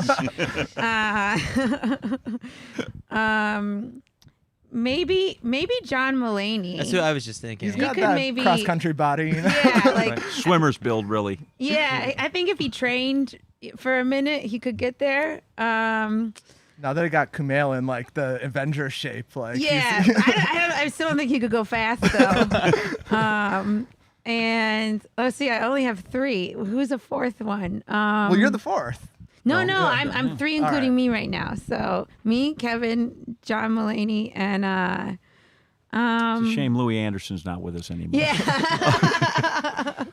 Just put you could go for the effect. You could go for the mixed 4x4 and have another woman to bring it home. So that's the. Yeah, who could we get? Again, comedians not in great shape. She might not be super fast, but Leslie Jones is maybe the only comic who's a bigger track and field fan. Leslie Jones, yeah, Leslie could put it together a pretty good lap, I think. I think it would be funny to watch her run a 400. Because I think she would get through the first 100 and then she'd be like, I'm not going to do this anymore. Stick wouldn't get around. That would be bad. Yeah. Michelle, what are you looking forward to the rest of the meet? I'm really looking forward to these 5K finals. I'm very excited. I think we've got a real good shot with some of these USA guys. So I'm really looking forward to that. And yeah, the 400 meter hurdles. I think that's going to be a fantastic race. And yeah, I mean, I think those. I mean, I've absolutely loved everything, and I know this is probably condescending to race walkers, but it's the most adorable thing I've ever seen. They are cute. Yeah, I'm just like, this is to see them like just on the paths, you know, like just in real life. I'm like, okay, oh yeah, let's do this. And there's no mistaking them, right? Because you can take, like Kyle said, right, at one point, we're just there's nothing happier than going out for like a 60-minute run at 8-minute mile pace. So world-class distance runners sometimes just run slowly, and you look at them like, there's just another runner. Yeah. There's no mistaking a race walker. No. Right? You know exactly what that person does. Yeah. Because nobody at the mall who's walks like that. Yeah. It is completely unique. Their hips are on a swivel, and these guys are ready to go. It's delightful. To really bring it to the U.S., they should have the races in malls. Yeah. I think that would be the the relatable Just aspect of buzzing this. around, that would be unbelievable when they come through. So these guys, this is to get away from track, just into your line of work. Mm-hmm. I don't know that people appreciate how hard it is to be funny. Mm-hmm. And I've worked, and I consider John Henson a really good friend, and so I watched him, and I thought it's amazing. Because, like, anybody can tell one funny joke, right? Somebody slips on a banana peel, you can do that. Yeah. But to say, here's a microphone, and say, could you just write me 10 jokes about that in 30 minutes, and that you guys can do that is phenomenal. Yeah, it's well, thank you. It's a craft that I think people just go, I know somebody who's funny. Right. But there's difference between somebody who's kind of funny and being a comedian. Yeah, you get a lot like, well, I'm the funny guy at the office, and I'm like, I'm sure you are, you know, like, and I'm happy for your office. But yeah, there's a lot that goes into it, and it's it's both on and off the stage where, sometimes you've got to rewrite jokes. And one of the things that's most frustrating to try to describe to people about comedy is like a lot of the times it's just like you just need to sit and think. Or like watch or observe or, read some stuff, and people will be like, it doesn't look like you're working. And you're like, no, I'm doing stuff, like, and yeah, I mean, it's a lot of trial and error, and it's a lot of hours on stage, and developing your point of view and your voice. 'Cause, we all are talking about a lot of the same premises, but it's really about like, how you feel, and the more you know yourself, and the more you figure out what your point of view is, the more unique your jokes will be. And then do you have shows where, since we're talking about the 5K, where you feel like you're out in front and you just ran 13, whatever it is, and then the guy who got great sympathy at the end of I think it was the second, and he came through like 2 laps down at 16:04. And do you have shows where you feel like I'm that guy too? Yes, definitely. There are definitely shows where you're like, I'm on an American record pace. And then there's other shows where you're just like, I mean, and sometimes from the beginning, which is the worst, where you're just like, oh no, there's like 50 more minutes. The slog is on. Yeah. And you make it through. And I mean, every comic has like just horror stories of the worst ones. But I had this one, I was doing a private birthday party for like the ex-wife of a billionaire. So I think she was just trying to spend money to make him mad. And they hired me to do stand-up. And first of all, they said it was going to be a surprise. And I was like, absolutely not. This cannot be a surprise. Surprise stand-up is always bad. No one is ever happy to see it. And so it was like me, and then there's like 4 circular tables. I mean, there was red roses everywhere. It looked like I walked into like an Eyes Wide Shut party, which is how I opened, and they didn't like it. Well, I remember just the experience of watching the White House Correspondents' Dinner, Right. and you going into that knowing like, I'm going to be bombing in the room and killing to the audience. Well, that's what's like, so many people had told me, they're like, it's in the room, it sounds bad. It sounds bad in the room. And my friend texted me right before I went on, and he was like, remember, if they're cringing, you're doing well. And that's kind of when they really felt them cringe is kind of when I really settled into that. And I was like, okay, this is going okay.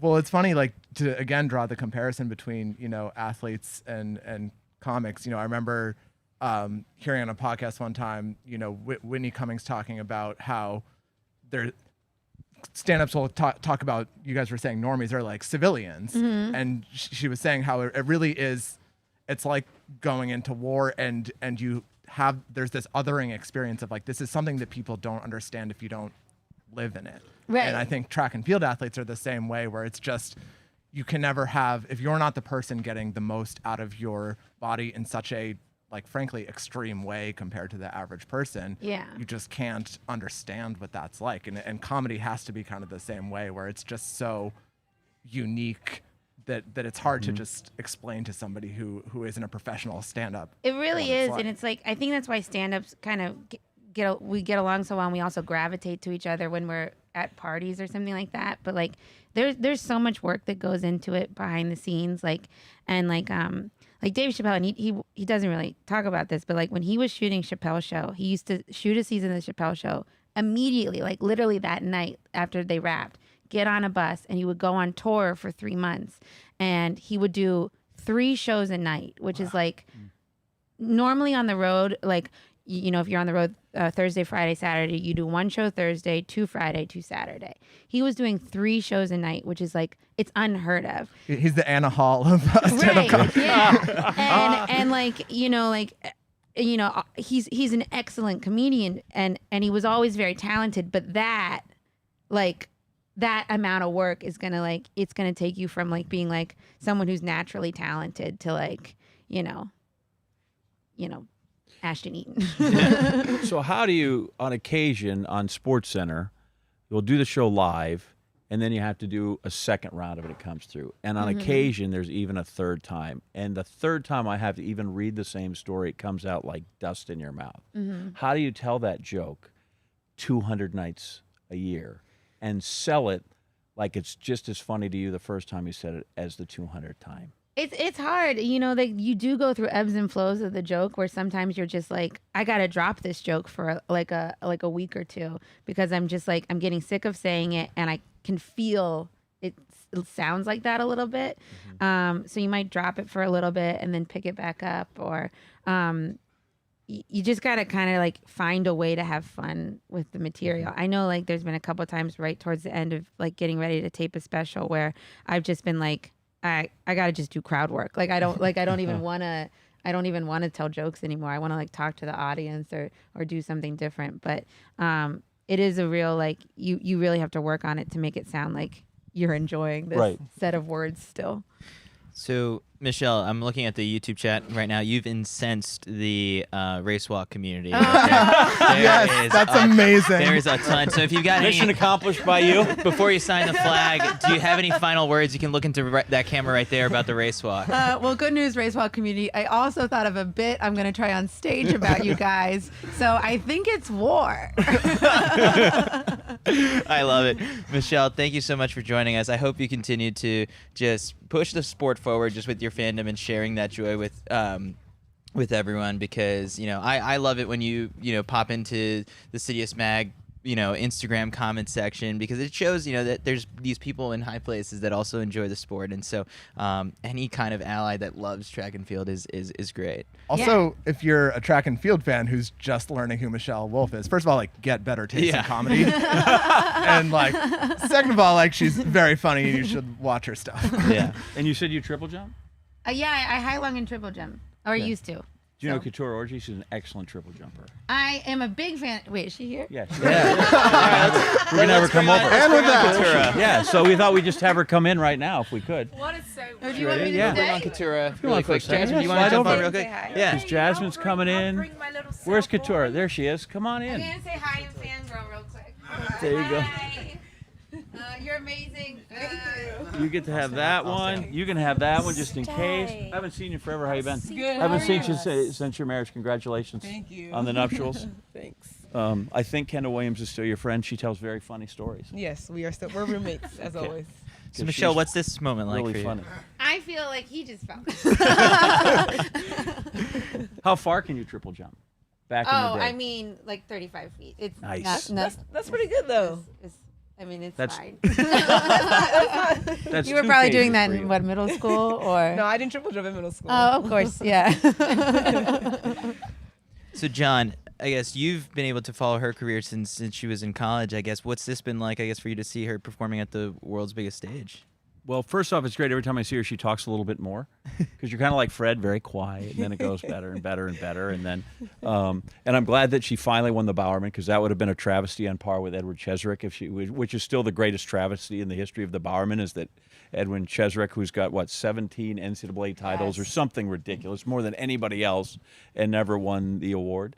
But it's always fun. That's one of my favorite parts of that. I work mostly with the SEC and the NCAA, and you watch people, because I think the first time I saw you were a freshman, right? And so you see these people grow, and the next thing you know, they're on this world stage, and you're like, well, I know that person. Mm-hmm. And you know them like you talk about, but that's just a regular person. They have an extraordinary gift to be able to do that, but like NCAA Woman of the Year, like that's a pretty cool title in addition to Bowerman. And just, I think that's what's amazing about meeting. So many of them are just really terrific people, that they are great ambassadors for their sport. They're great ambassadors for our country when you wear the flag. And it's just, that's the kind of thing I watch. And it's not sort of like a proud father or anything, but it's really neat to go, wow, I know who those people are, and they're wonderful people, and they're really accomplished, and that you sometimes know stuff as everybody does, right? It's kind of, what do you know and what can you say? So that's always kind of fun to do that. But, and then I'm rooting like crazy,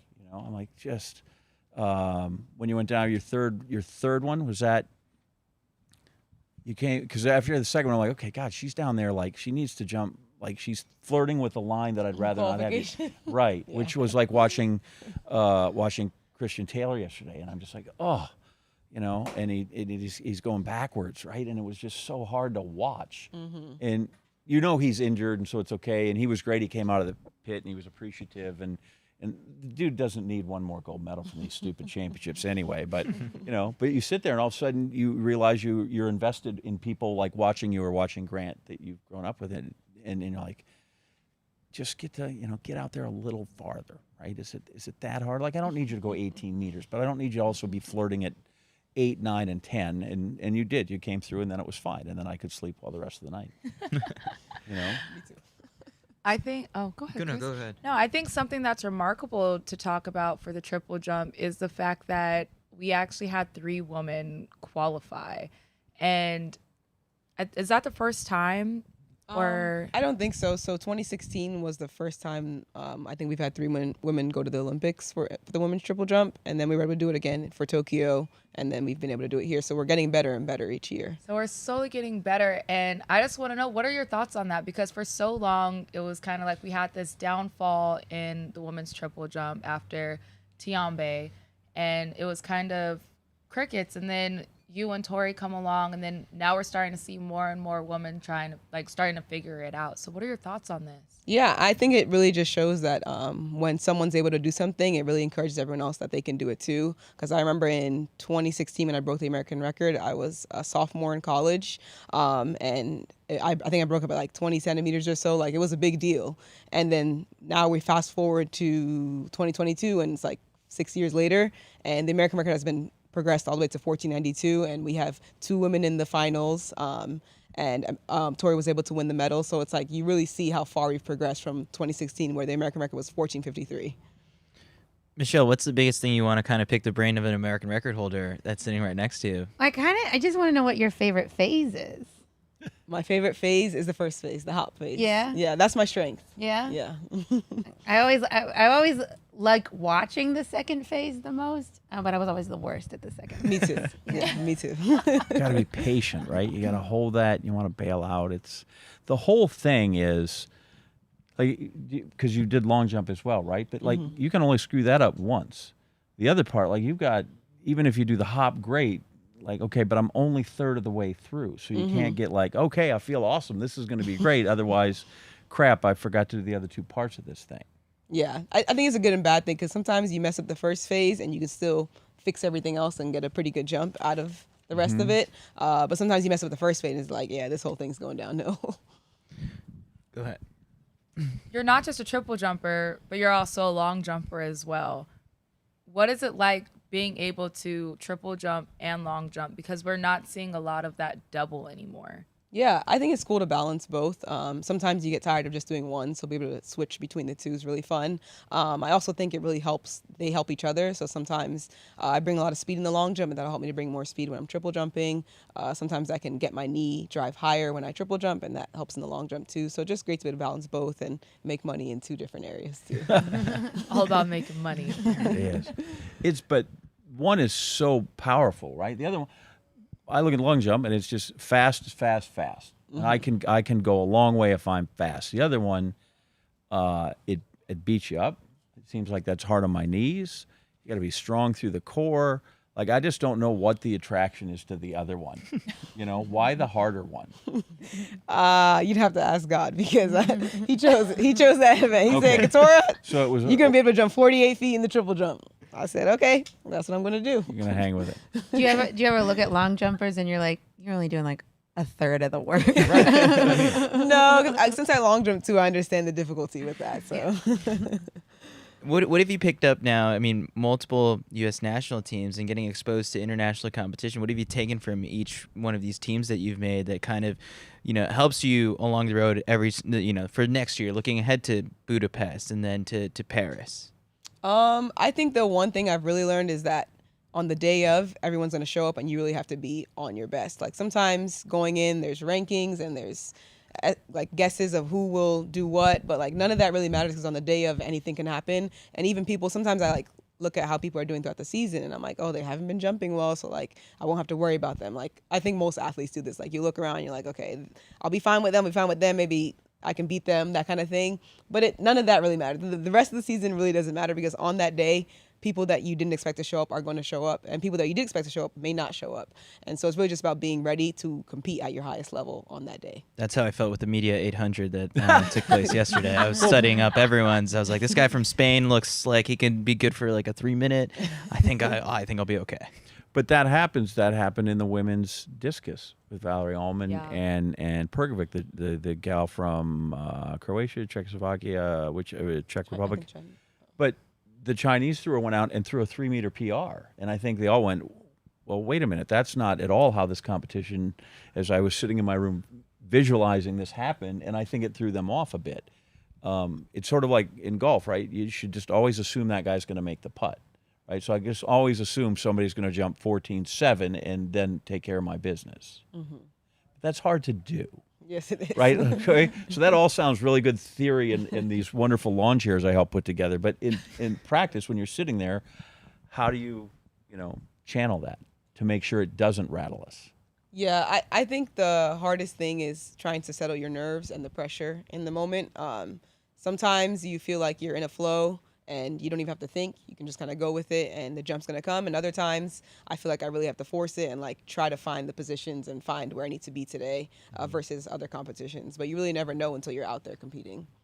I think as we were talking about practice, you get to train. You trained with Brittany before she retired, and you're also down there with Chris Bernard and Will Clay. Can we talk about the environment that you get to train in? Yeah. Back when before Brittany retired, I feel like the environment was always intense, especially on jump days. She really enjoys being encouraged by money, and our coach loves encouraging her with money. So there was always bets on the table, and there was 99% chance Brittany was going to take your money that day. So it was really exciting to be around that. but also just knowing that like Chris, Will, and Brittany all know so much, and so I can always go to them too for advice, or they all help me with my technique too. It's not just the coach, and I really like that. So wait, so you actually put your money out there? Oh, not me. Okay, 'cause I was gonna say Shots, Coach Fish. Jeremy Fisher. I'm just saying, because you watch, and your good friend Kendall Williams, she outed you in the wedding story in the Wall Street Journal. Like, she's a wonder. The Keturah Orji is the nicest girl in the world. She's unbelievable, but she is cheap. She's miserly. And that's probably, I bet you probably still have per diem money from an SEC meet somewhere, right? I might. The per diem helped me buy my car, so. What do you think when that came out? She's like, she won't even buy did you read it? No. Yeah, she's like, she won't buy the regular oatmeal. She won't buy brand name oatmeal. She buys the store bought. It tastes the same. It doesn't taste the same. It does taste the same. Kendall is completely right. It does not taste the same. Yeah, I grew up on off-brand, so it's not a big deal. How was the wedding though? Right? It was fantastic. You said even your husband said, like, I think we made money on the wedding. Yeah, I think we did too. I truly think that as we're talking about money, KO, you do something off the track as well. Can we talk about your business off the track?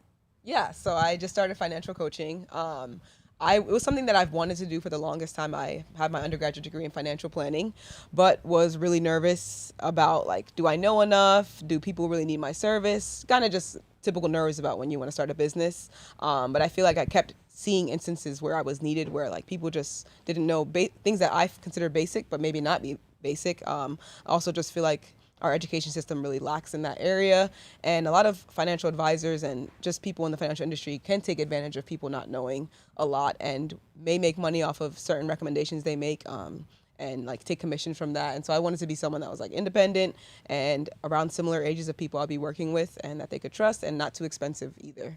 Mm-hmm. Yeah, as someone, I started out working on Wall Street, and as someone who's been in like those buildings, I really feel like it's a great thing for you to do, because I feel like there's a lot of like the bigger banks, they're looking to make money, and maybe you will too, but they're definitely going to make money, and they don't, they might say they care, or, give a nice little speech, but. I don't know if you saw, was it Hard Knocks last year or 2 years ago with the Raiders, where Carl Nassib had his other defensive guys, and he was just explaining compound interest.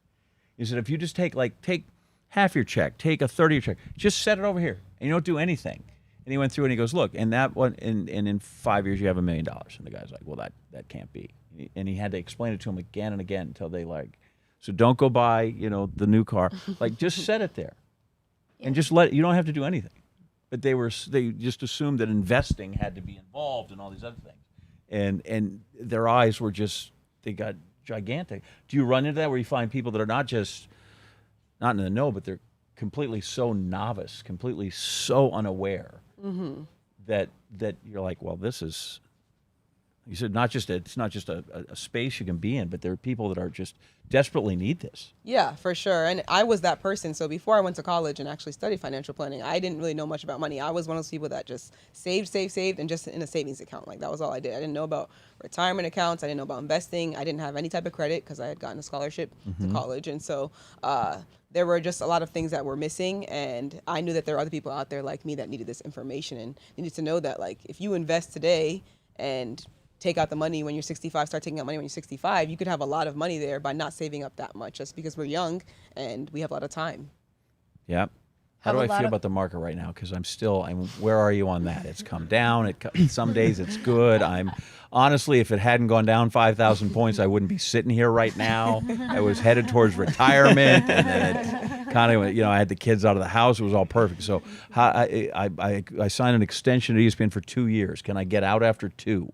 I don't know what the market will do, but I know that you should not take your money out right now.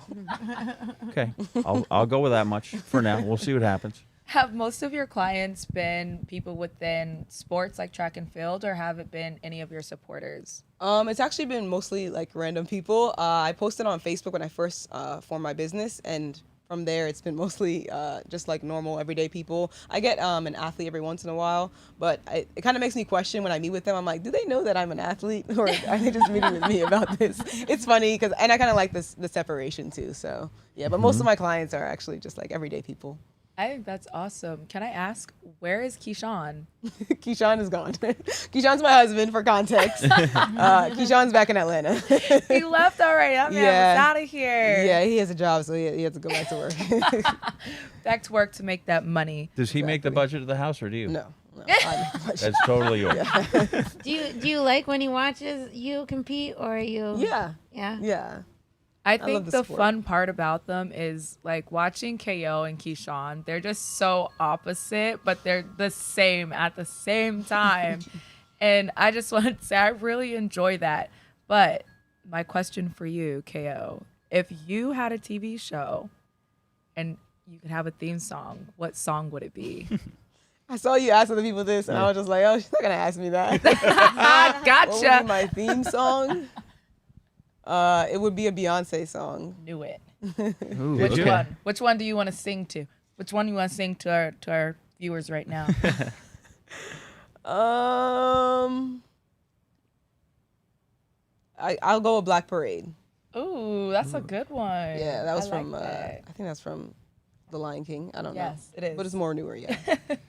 One last thing before we get you out of here to, I think they want to do a little photo shoot between the two of you out in the front, just the two long jump or triple jump legends. And The same. how's the atmosphere sort of feel? I guess like being here at a World Championships on U.S. soil. I mean, the funniest thing was I was thinking about this earlier when Brittany's name was being thrown around, and it was just Brittany. Like, Michelle, this is the only place in America that if you just said just Brittany, like it's not Spears. Yeah. It's great that everyone, because I feel like she, obviously she's incredibly accomplished, but like very underrated in terms of like people talking about her. Right? Yeah. And she did so much, and she did so much for the sport, and it's just like, she's just phenomenal. Mm-hmm. So I'm, all respect to Brittany. I will ask you The this. only Brittany. Only one. And because I was talking to Joseph Fahnbulleh in the mix zone last night, and he said, I just didn't feel like I had my edge. It was hard to find, he said, because there's something almost too familiar about it. We talk about this being on U.S. soil for the first time in the championship, but a lot of you competed in Hayward Field a bunch. And so how do you, did you feel that championship atmosphere as opposed to I'm jumping at pre or I'm jumping at, is that noticeable in there, or was that something you had to kind of try to work around while you were here? Yeah, honestly, the whole championship has felt a little bit weird, especially coming into Oregon so late. So because I'm already in California, I'm on Pacific time zone. There's no need to come in a week before, a week and a half before. And so I think traveling so late almost made it feel like it wasn't a world championship. And the good thing, Hayward Field has changed a lot in the way it looks. So A lot. Yeah, so my NCAA titles, they didn't look like the same stadium. But yeah, I would say it's 50-50. Sometimes it felt like I was at World, sometimes not. It wasn't 100% of either.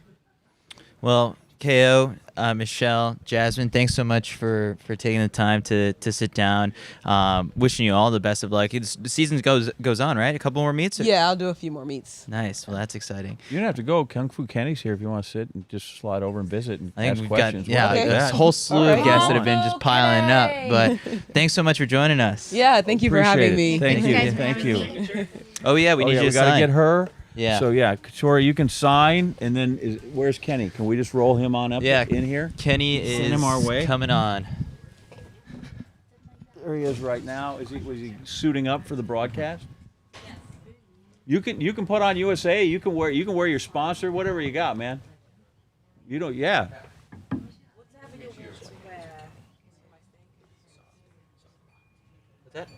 Sure. Yeah, by all means. I think they wanted to get you for a photo shoot. Oh, in okay, the that's front, right. yeah. I forgot about that. I'm done there. Did we bring the medal? No. Oh, I love it. Another one. That's awesome. Nice to meet you. Congratulations. Kenny, good to see you. Hello again. So we have the Wisconsin side of the show now. Really, I'll be honest. The silver medal's great. I just wanted somebody to come over here and Yeah. and Or you fight can wear it, too, on if you my want. side Yeah. on my side of the Mississippi, in the tracks. All right. We got to get you more popular at home now, right? Yeah, we do, yeah. We've got the marathon lady. Everybody's all gung ho about our marathon gal. We waited. We got fast guys now too. Wisconsin's always been kind of a distance state, Yeah. right? Yeah. Whether it's the hackers, all these guys, but we got fast guys. Olympic silver medalist. World Championship silver medalist. You're racking them up, Kenny. Yeah, I mean, I'm doing my thing, and every single time I step on the track, I'm just going to make sure to put on a show and let them know I mean business. So I willed you onto this show last night. When we were talking, I said, I want to talk to Kenny badly, so I'm pumped that you're here. And I looked in the camera. You must have saw it. You were probably watching at home. I was like, I hope we can get him tomorrow. I hope we can get him. So one of the things that we were watching yesterday, your name comes up during the introductions. It says, world ranking number 1. And Chris is like, oh, I didn't know he was number 1. And I was like, yeah, you know why? Because he goes to every race all the time. He's never scared to race, and he's so consistent. Congrats. What is it about you that like you're just willing to go anywhere, anytime, and you always show up? How, like, not every guy is like that. I mean, I don't want to duck any races because every single time I step on the track, I mean business, like I told you before. And I mean, I trust in my coach, I trust in my training and my routine, and I'm always ready to put on a show. And every single time I step on the track, I feel like I'm the best person in the field. So every single time I'm just there to compete. Are you a good traveler? You must be. I would say, yeah. A lot of miles the last few years. My first year was rough because it was the first time I didn't know what to do, but me and my team, my girlfriend, and whoever else helped me get on a routine when I'm flying, just to make sure I need to sleep at a certain time, just to get used to jet lag, and just getting ready, making sure my diet's on point. So yeah, like travel, it's not that bad, but it's just a lot, This is a question I have sort of for everybody that comes through. I haven't asked it yet, but it always goes through my mind. When you first step on the track, you first go, okay, I like track and field. I'm gonna do this, and that just means high school, not professional. But you first step on the track and you think, oh, I'm good at this, and I really like this. Okay, so it takes you your high school, Wisconsin. It takes you all the way to Iowa for college. Did you see Rome and Hungary and just where that half lap could take you around the world? When in college, I wasn't really thinking about going pro or anything like that. It just kind of just happened, at the when I crossed the finish line, and I ran that windy 1949, and then the 1982 the next day, and then the 44.7, and then I heard the opportunities I had to go pro. At the moment it was kind of like, oh, okay, like let's go at it, like But yeah, it's just been a crazy couple of years. Never I thought I would actually be in this position, but now I'm here, and I'm embracing it, and just doing what I need to do, trying to be the best I can be. I left Wisconsin, got to go to Lincoln, Nebraska a bunch, but that was about it in college. Like, it never took me across the globe, which is fascinating. Yeah, that's what I love about my job, just being able to travel all over the place. First time being in Rome this year. I think his second time being in Rabat, and last year in Paris. It was beautiful. I just love traveling all the way over there. Now, are you a guy who sits in the hotel room and just watches Netflix when you travel to all these amazing places? Or are you like, I have to see something while I'm in Rome? If you're traveling with your girlfriend, you got to get out. If I'm traveling with my girlfriend, yes, we got to get out. But I am the guy where I get there, I mean business, so my first priority is making sure that everything's on point for the race. But then if we have time for after, like fun time after, then I'll go out and view the places. It's kind of been rare when I can actually go out, because half the time meets, we get there, 4 days, then we run, and then literally we have to leave the next day. So, when I can, I do find the time to be able to go out and have fun and, just sightsee and all that. You're someone who shares in the journey. I mean, you on social media, on TikTok, Instagram, like how's that element of it been for you? Because that's the one part I think a lot of people harp on is like for track and field athletes, like you got to market yourself, you got to put yourself out there, you got to do the social media stuff, and you're doing it. But I feel like there's still an appetite for like, we need more Kenny. The world definitely does. Yeah, we've been working on that social media. I mean, it's another job in itself. So that's why it took me a while to get into it, but I'm actually enjoying it. I'm having fun with it, just to make sure people know who I am, my story, and get to know, who Kenny B is. But yeah, just want to let people know exactly what I'm doing, where I am, when I'm running, and then we also want to gravitate other audiences from different places, and that's what we're trying to do. I had my eye surgery to take a cataract, and I haven't worn glasses in a month, and nobody knows who I am now. I couldn't believe that. I go introduce myself to people I know, and they stare at me for a while. How different is it when you have a headband on and when a headband off and getting recognized? I have a feeling like if you had the headband on, you wouldn't be able to walk through the crowd. With it off, you might have a chance. I think I do have a chance. I remember right after the semifinals, I was walking with my headband off with my girlfriend. She was like, "Take that off." I was like, "Oh yeah."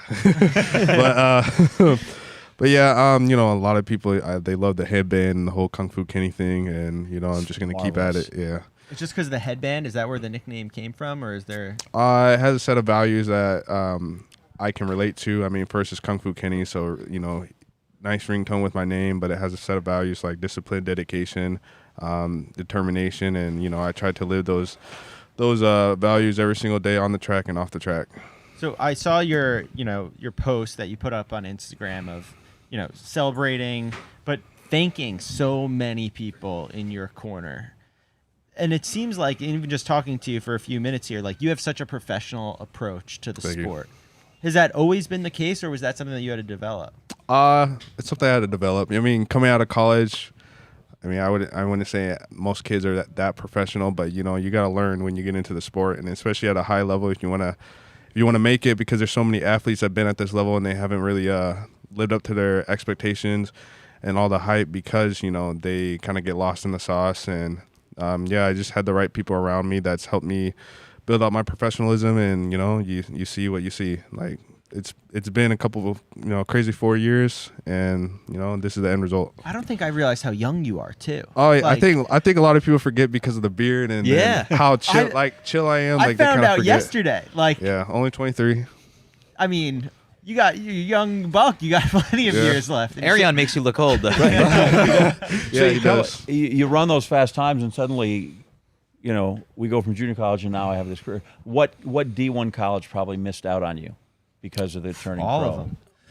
I mean, yeah. Did like you have said, an eye on one? Did you have an eye on one? Honestly, when I was in college and I was getting recruited by a few, but you know, I had a problem with staying in the books and all that stuff. I just wanted to have fun and just, you know, be an athlete, and that's it. But you know, lesson learned.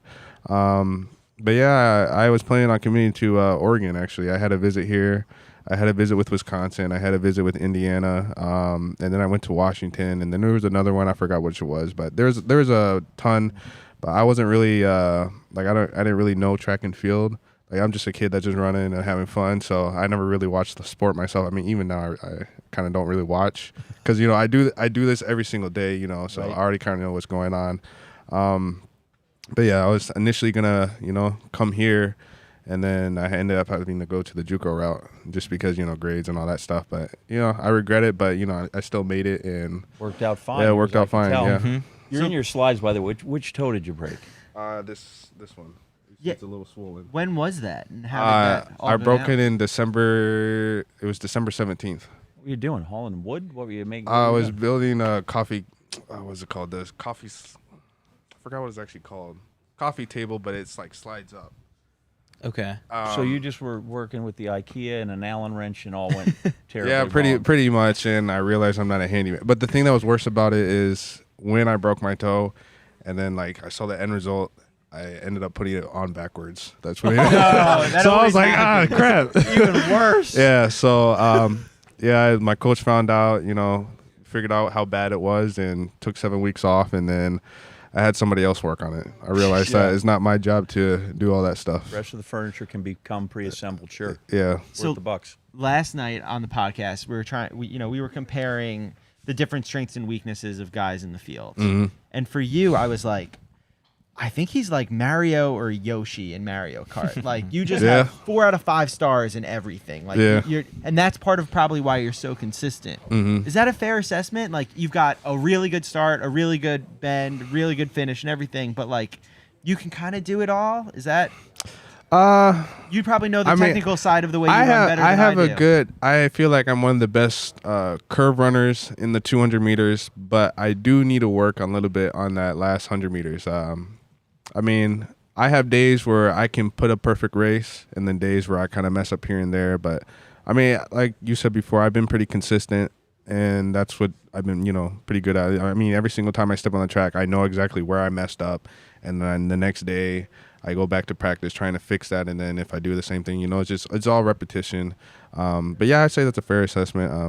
I mean, I can be good in all phases, but I just gotta find the right medium to be able to do it consistently. So when you say you mess up here, there's a hiccup here. It all looks fast to us as we just go. So like, what is a mess up? 200. Just like simply as overstriding. Like if you're running so fast and you have one misstep and you overstride, you can lose all that momentum, and then you lose all that, and then you have to try to get that speed back up. But then it's already kind of like, since you're already going so fast, it's too late to kind of do that. Is that more likely on the curve? Yeah, for me, it's sometimes, most of the times it's on the curve. If I mess up, it's on the curve. So then, like when we're running, so fast, we know exactly how our bodies feel. So as soon as something happens, we know exactly where we messed up. So like after the race, all of us athletes were like, yeah, we know exactly what we did, where we messed up, and we won't do it again. Try to improve on that. Have you rewatched last night's race yet? Yeah, it hurt though. Yeah, but every single time, every race, good or bad, I always watch just to critique myself and see what I can improve on. And I didn't like the end result, but considering the circumstances, having a broken toe and taking 7 weeks off, I'm happy about the result. Well, you were more frank than that when you were in the mix zone, when you said, the medal's nice, but I don't like getting my ass kicked. Yeah. Is that literally how you came out of that feeling last night? I mean, for me, like winning medals and all that stuff, it's nice and all, but I'm very competitive. Like nobody likes losing, but even when I run it, like for me, like I can run a fast time and I can win a race, but if I feel like I can run faster than that, I'm still kind of like annoyed because I'm like, okay, I didn't do what I was supposed to do, because at the end of the day, it's you against the clock. So if I know I'm in good enough shape to run a certain time and I don't do that, that's a disappointment for me. But I mean, I am appreciative. Like I do love, winning and getting all the medals and all that stuff. I do appreciate that side. Something that I think it's obvious by the way that I wheeled you onto the show that I'm a fan. Something that I like about your story is it seems so relatable. Not everyone is the Noah who's getting picked out really young age and just just has it from the get-go. Yeah. Like you progressed so steadily through your career. Do you ever look back and think wow, I can't believe I'm not buzzing with excitement after this race that you ran last night, and any time that you run under 20 seconds. Oh yeah. It's kind of amazing how long you've come, and it seems like you have the mentality where it's and you're still not done. I mean, like you said, just the progression. I mean, I've sometimes look at my times for back in high school, running 20.4, 21s and all that stuff, and I'm just like, wow, it's been a crazy journey. I just working on my craft every single day. Making sure that I eat the right diet and have the right people around me. And yeah, I always have those moments where I'm like, wow, I can't believe I'm here. I used to watch Justin and Johan and Usain. I haven't seen Usain yet, but hopefully I get to see him sooner or later. But I remember watching them when I was younger, and then now I'm like, wow, I'm at the level to where I actually competing against them. It's just been a crazy experience, and I'm glad to be here. What's the question you would ask Usain if you had the chance to sit down face to face? I don't know, 'cause I never thought about that. I haven't seen. He's the only one I haven't seen yet. Wow. Feel bad. I met him before. I was in a commercial with the guy when he did that. A lot of buildup in this is 18-year-old Aaron Knighton, and he's great, and Noah because he's defending his championship. They're down there together a lot of time. You ever feel like you're left out of that you don't get the shine you should in this event? Well, I mean, yeah, I'm not getting the press, which is not really a problem for me. I mean, the less they talk about me, the more shocking it is when I kind of, go in there and, shock people and all that. But it's more just a little bit of respect, I came in Tokyo, got the silver medal. And, it's kind of felt like they kind of counted me out. And then, I just did my thing, came back, competed, and, proved to everybody that every single time I step on the track, I mean business, and I'm going to be there. And that's what I just want, people to know. Yeah, that's what I think you kind of just answered it, but you can add to anything else. Kyle's kind of been asking a couple of the professional runners, if there's a kid out there who's in high school and, watched last night's race, I mean, he's got plenty of options of athletes to choose from to be his favorite. Obviously, it could be Noah, it could be you, it could be Ariane, it could be Joe who's standing by. And like, is there anything else that you kind of want to underscore whether it's off the track or, behind your mentality that you kind of share, to the people watching this or who will see this later on as why they should root for you? Why they should root for me? It's a tough question. I never had to think about that. They should root for me just because of my mentality. I'm a hard worker.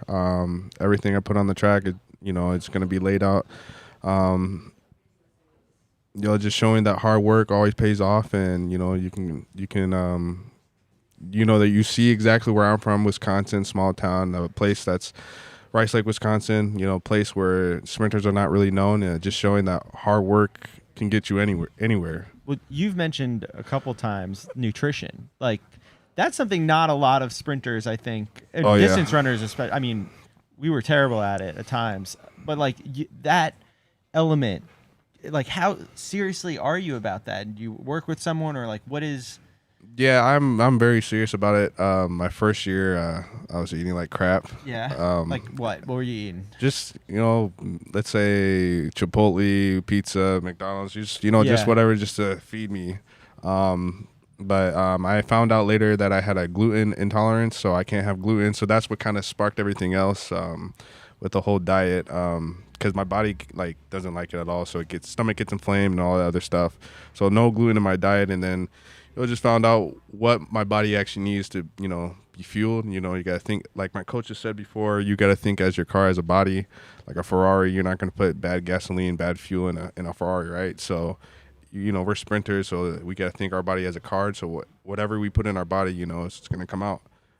So, I just, no gluten, and I just make sure to have just carbs, meat, whatever that's actually organic and just healthy for my body. Well, you're from Wisconsin, right? We're not lactose intolerant, right? We can still eat cheese. Yeah, we can still have cheese. Yeah, nice. yeah. A couple cheese curds here and there. Yeah, cheese. Nice. I miss cheese curds, honestly. Me too. I went to Marquette, so yeah. It's not out of the diet. Big cheat day. There's a big cheat day. It's cheese curds and ice cream. I can't pass up ice cream because ice cream runs through my body within an hour. I already have to lay it all out. It's bad. So someone in the chat mentioned the fact that they saw you run an 800 one time. Is that true? Have you done other events outside the 124? I did an 800 in high school. I forgot what year that was. Small UW Eau Claire indoor track. Oh, it was an interesting race to watch. We had Vernon Norwood here telling us he's going to try an 800 next year. Oh, for real? How fast? What do you think he thinks he's going to run? 150. I'm gonna give him 158. He thinks 145. 145. Oh, okay. Come on. Yeah, I ran an 800 in high school. It was a terrible experience. Especially indoor. I think my coach put me in it, and we were just doing it for training purposes. And and an indoor track is only 200 meters, right? Yeah, and if it's a small one in Eau Claire, it's probably 167. Yeah, I forgot which it was at Eau Claire. I forgot, but I remember going around, one loop, two loop, three loop, and then I just kind of lost count. So I went all out on the one I thought was the last, lap, and then I stopped. And I was well ahead of everybody else. And then my coach was like, "What are you doing?" I'm like, "Huh?" It's like, "You got one more, you idiot." I was like, "Oh crap!" So then it was funny because after that I was dead. So I was just running so tight and everything. But that was a lesson learned. And then I had another one in the outdoor season. I did pretty well in that. I forgot what I ran, but it was probably 2:04, 2:03 or something, or maybe 2:06. I don't remember. But I mean, it was all fun. It was for training purposes, and I've been trying to get my coach to make me run the 60. He won't allow that for some reason. Oh, you want to just keep going down? Yeah. Well, I just want to do it for fun, honestly. Okay. I mean, honestly, the 60 would help me with my start for the 100, but I'm also just curious to see what I can do in the 60 because I've never ran it. Are you an athlete? You can run fast, but can you do other stuff? What's your Can we throw you on a basketball court and I suck at basketball, honestly. What, any other sport? Or I have nothing, so there's no shame if all you can do is run. I mean, I can play basketball, but I just have a problem with handling the ball. But I think I'm an okay shooter. But football, I love football. Football, yeah, okay. I Did you love play? football. Yeah, I played a little bit of football in high school. What is Rice Lakes? Are you guys Vikings or Blue Jays? Or Warriors. Warriors, Yeah, okay. so it was like it was just a Warrior. I think they changed it now. I'm just using this forum as taking advantage to ask questions to people that I'm genuinely curious on things. So lane preferences seems like this championship more than ever. I feel like There's we've been talked so much talk about it. lane Yeah. preference. Mm-hmm. When you are in practice, do you practice in different lanes all the time so that way come the finals of the World Championships, no matter what you get, you're used to that bend? Yeah, you said you're a great bend runner. We mix it up sometimes. I don't think I ever practiced in lane 3 before. Yeah, I hate lane 3. Because our track at the place I train at is just too tight to even be in lane 3. So, Montverde Academy, which is in Florida. Okay. But yeah, we switch it up every now and then, and just be prepared in the future. I mean, I think this was the first time I was in lane 3 and a championship, so it's kind of a different feeling. And for me and my body frame, I'm tall and Arian's tall, so it's just kind of hard for us to open up our strides, and then we gotta run the hell out of the bend. It's just hard for us because we're a little bit taller. Like a smaller guy, it's kind of easier, but yeah, we've made sure to be prepared for all that. I mean, literally the day before I had my first round, coach had me in lane 3 just to make sure, because he was usually from the past, the fastest people are in lane 3 or 4 or 2 or something like that. So we were prepared for that. Do you hate how the day between, what do you do on the days when you're not running here? I love the break that we had. You like the break, okay? I love it. Because not everyone does, right? No, not every. It just depends on who you are. I mean, some people are going to be like, "Oh, why are we having a break?" Because you can be hot and everything, and then you just itching just to get on the track again. But for me, I love the break because it just gives me time to just recover properly and then just get my mind right and reset and get ready for the next day. So, Kenny, final question that we've got here for you is sort of after this, continuing to stack up the miles and take the show on the road for more Diamond Leagues? Yeah, I'll be doing Diamond League. I just don't know where. I haven't even looked at the schedule. I just sole focus was on World Championships, and now that I did it, I gotta look at the schedule and see. But yeah, you'll definitely be seeing me over there running. I'll probably be doing Diamond League finals again, so just to get that medal again. Amazing. Are you going to enjoy the rest of Eugene at all? Or right back to work? I think it's right back to work. I leave tomorrow, I think. So, just get home, chill for a bit, and then once it's time to get back on the track and work, then I'll do so. Love it. Kenny, appreciate you. Thanks for popping by. We also need to sign up, right? Yeah. There's the silver one right here. Sign it anywhere on the flag that you like. Gentlemen, I'm going to leave it to you. I've got to go. Women's javelin cannot go on without me. So somebody's going to go with Joe. Yeah. You guys get Joe Fahnbulleh, and I will see y'all tomorrow. He's right behind me. Yeah. He's actually right in front of you. A quick picture with you before. Where is Justin? Chris, you want me to hop on? Stewy? Sure. Yeah. John, you getting in? What you got going? Yeah. There you go. Looks good. Make sure I'm stepping his toe. 1, 2, 3. Okay, perfect. Go. Appreciate it, Kenny. Thanks so much. All right. Who we having on next? Dana, who's coming on next? Stewy. Kyle, give us an. We'll get Stewy, then we'll do Joe. All right. Next up, joining us, we had here. Grab a mic. We had some people from Australia telling us that we needed to get the Australians on, Stewy. So we got you. We're pumped. 1,500 meter finalist. All right. I didn't look up the personal best. 3:31. Is that correct in the 1,500? My personal best? Yeah. 3:29. 3:29. Give him the sub 3:30, man. 3:29. 3:47 mile, right?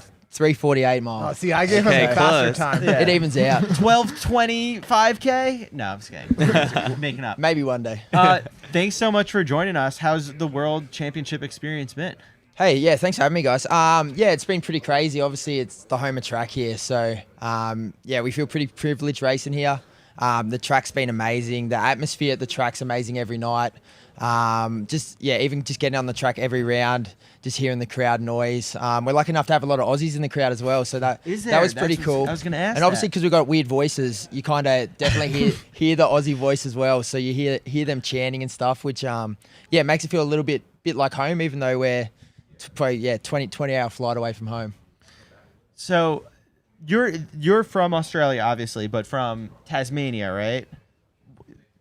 Where does I guess in American perspective, can you describe like Tasmania's role in all of Australia? Because you guys are kind of like the farm country, right? Do I have this correct? Yeah, so we're kind of like probably in some sense the outcast of Australia. Like we're right down the bottom. We're not attached. It's a really small state. I think overall there's only 1 million people all up, and it's just farming and agriculture. So it's nice and green. It rains a lot. It's wet. But amazing beaches, amazing seafood down there. But so I'm actually from King Island, which is like a little island on the top corner. So that it's only 1,500 people from there. So my family's got a farm back there. So unfortunately now I'm focusing on running a bit more. I don't get back quite as much. I'll get back to King Island maybe 2 to 3 weeks a year. So what time is it there when you're running here? Yeah. So I think it was middle of the morning. I think it's pretty much opposite. So I think a lot of my mates organised kind of a watch party, and they were up at all hours watching. But fortunately, it's not quite as bad as the Diamond League circuit. I think some of the races are 2 a.m. or whatever. So it makes it tough, and you kind of you realise that the better mates you have if they're willing to get up at 2 a.m., especially if you have a shocker. They're watching replays and then they're just exactly. I think it hurts if you have a shocker and then you go on into your next race and you know they're getting up again. You're like, I've got to run good here because if I stink out here, they're going to quickly stop getting up for me. So it's probably a little bit added pressure. So you mentioned the accents, but we obviously only have a limited reference. Is like in Melbourne, can people tell? Melbourne. Can people tell that you're from King Island based on your accent? Yeah, definitely. I think the part of Australia that's kind of like different, and like in some ways people talk at different speeds depending on where you're from. But also I think the big thing is whether you're from country or not. So like the suburban people probably talk a little bit more proper, probably a little bit quicker, don't probably use as much Aussie slang. Why the country kind of you have a fair bit more slang and probably talk a little bit slower generally. Something that I was praising Kenny for that you deserve equal praise for is that like he races constantly and he'll race anyone, he'll travel, anytime, anywhere he'll race. And you're kind of similar. Mm-hmm. Is that coach's decision or is that how you like to approach the year and the season? I think it's a collaboration. You obviously sit down with my coach Nick and kind of work out a plan, and then it's whether the races fit in or whatever. But I think as an athlete, you enjoy the funnest part's racing. You want to be out there racing. Obviously, training's not quite as fun. So if it fits in the schedule, you want to be out racing. You obviously train to race as well. So training, it's not fun hurting yourself in a training session. And getting no result out of it in the end. Why in a race, at least if you go out there, you're going to get a final result. So, I think any athlete will say they will choose racing over training. And if it fits in, I think that's why we do it. I think we're all competitive beasts and you want to, even if you're not the best, you want to try and be as competitive as you can in races. How'd you go into this 1,500 meter final and like approaching that race? Like there was, obviously we saw how fast the Olympic final was last year. I think Nick Willis has dubbed it the greatest 1,500 meter race of all time. So this time around, like that's a high bar to try and top, but not every race can be like that. What were your expectations going into this one, and how did it unfold from your shoes? Yeah, I think this one for me was probably, I felt like in Tokyo my preparation was obviously a lot greater build-up. Obviously, I had some issues early on in the year coming off COVID, so I was not sure how this was going to go. I hadn't really been able to race quite as much as I normally do leading in, so I probably didn't put as much expectation as the previous year on my personal performance. I was kind of just focusing getting out in every round and knowing that whether it's the first round, the semi-final, hopefully the final, that world champs, everyone's hard to beat. There's no easy races. You kind of got to respect all 45 guys from that first round to, as I said, hopefully the final. So I was just ready to go to war that first round. If I had to try and run a PB, I had to try and run a PB. So, but yeah, overall, I think it shows that I'm kind of improving fitness week by week, and obviously the goal was to get in the final and give myself a chance, which I feel like I was able to do. Unfortunately, I ran out of legs that last lap, but at the end of the day, when you step off the track, if you give it everything you have, you can't do much more than that. We had Kate Grace on, and she is someone who was also dealing with long COVID all throughout the outdoor season. Can you just kind of describe for us like how it impacted you and your training in the early portion of it? Because we were so used to seeing you last year, at all these early season diamond leagues, and this time around, you were absent for the most part of that early season. Yeah, so I think I was just I was just feeling so fatigued. Like I was nowhere near what I normally would be. I feel like I can recover from training pretty well, but when I was battling early in the year, even easy runs, I'd feel pretty fatigued after, which wasn't ideal. And I'd the 2 early season 1500s I ran, you'd normally get maybe fatigued that last 300 or 1500. I was trying to run how I normally run, and I'd feel 300 meters in, I felt like I'd run a full race plus more. So it obviously wasn't nice going into races, kind of knowing that you were nowhere near your best. So I had to ride the wave, and I was hoping that at some point in the season I'd get back to full health and I'd be able to turn it around. Obviously there was some times where I was thinking whether I'd just focus on skipping this season when my health was looking pretty bad. Even up to 2 months ago, I was thinking about possibly going back to Australia and just getting ready for next season. But I was lucky enough it started to turn around, training lifted, and then it was happy that I was able to compete at the World Champs. So one of the many reasons why people like watching you run is you'll take the lead and you're not scared to push the pace. Were you like a big Prefontaine guy?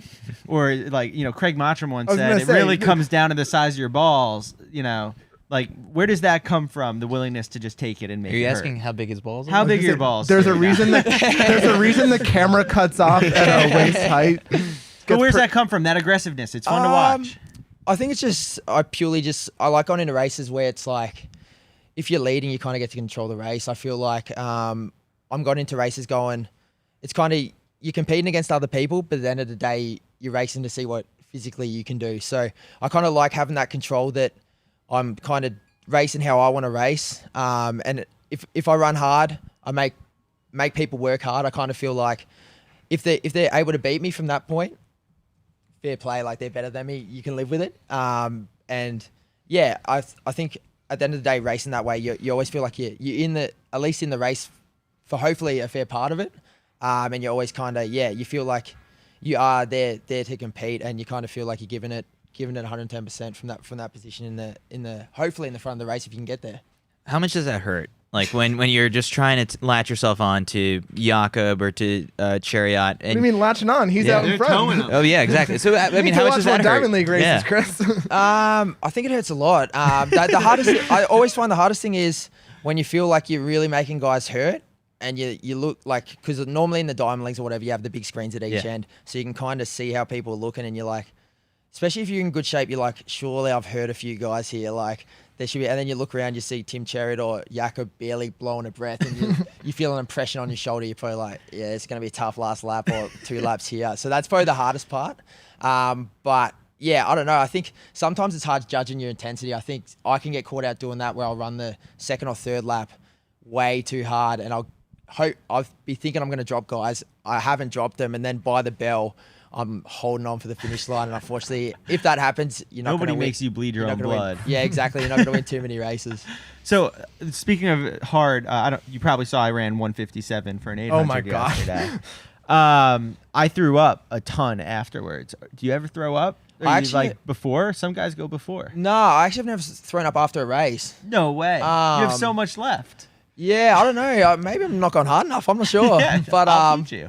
I luckily haven't. I feel like, sometimes I feel like you absolutely feel like you're maxed, and then you kind of take a minute and you're just like, did I go a minute? It's like the second you did I catch not go your that breath. hard? Like, should I went harder? But luckily enough, I haven't chundered yet. So fingers crossed, I can avoid it for the rest of my career. So for the American track fans, we have our Bowerman track clubs, our union track clubs, union athletic clubs, whatever they're called.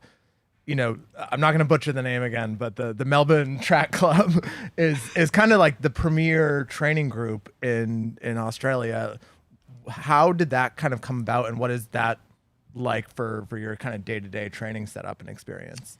Yeah, so I think it's massive. We've just got a great group of like Aussie athletes working together down there. We've also got a few internationals scattered across the world that we'll meet on training camps or whatever.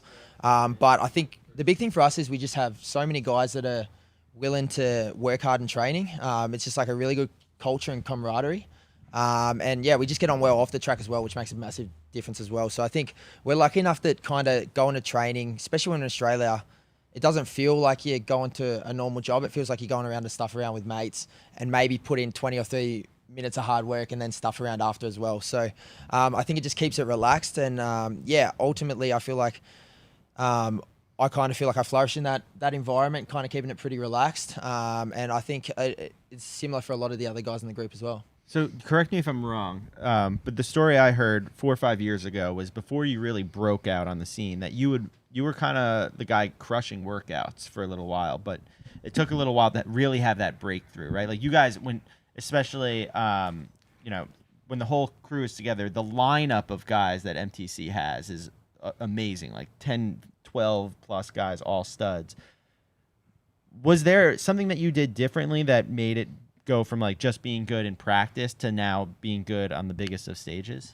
Yeah, I think at that point I was kind of like, obviously I wasn't really talented junior. I think I came 86th at World Junior Cross. That was the only junior team I made, so I got absolutely dominated that day. But I think for me, I was not really I was at uni. When I was 19, I'd quit for a couple of months as well and decided whether I was going to even run anymore or not. I wasn't sure. So I feel like for those couple of years, it was kind of just progressing to get to the level. I think I wasn't really a full-time athlete at that point. I was kind of like a uni student who ran.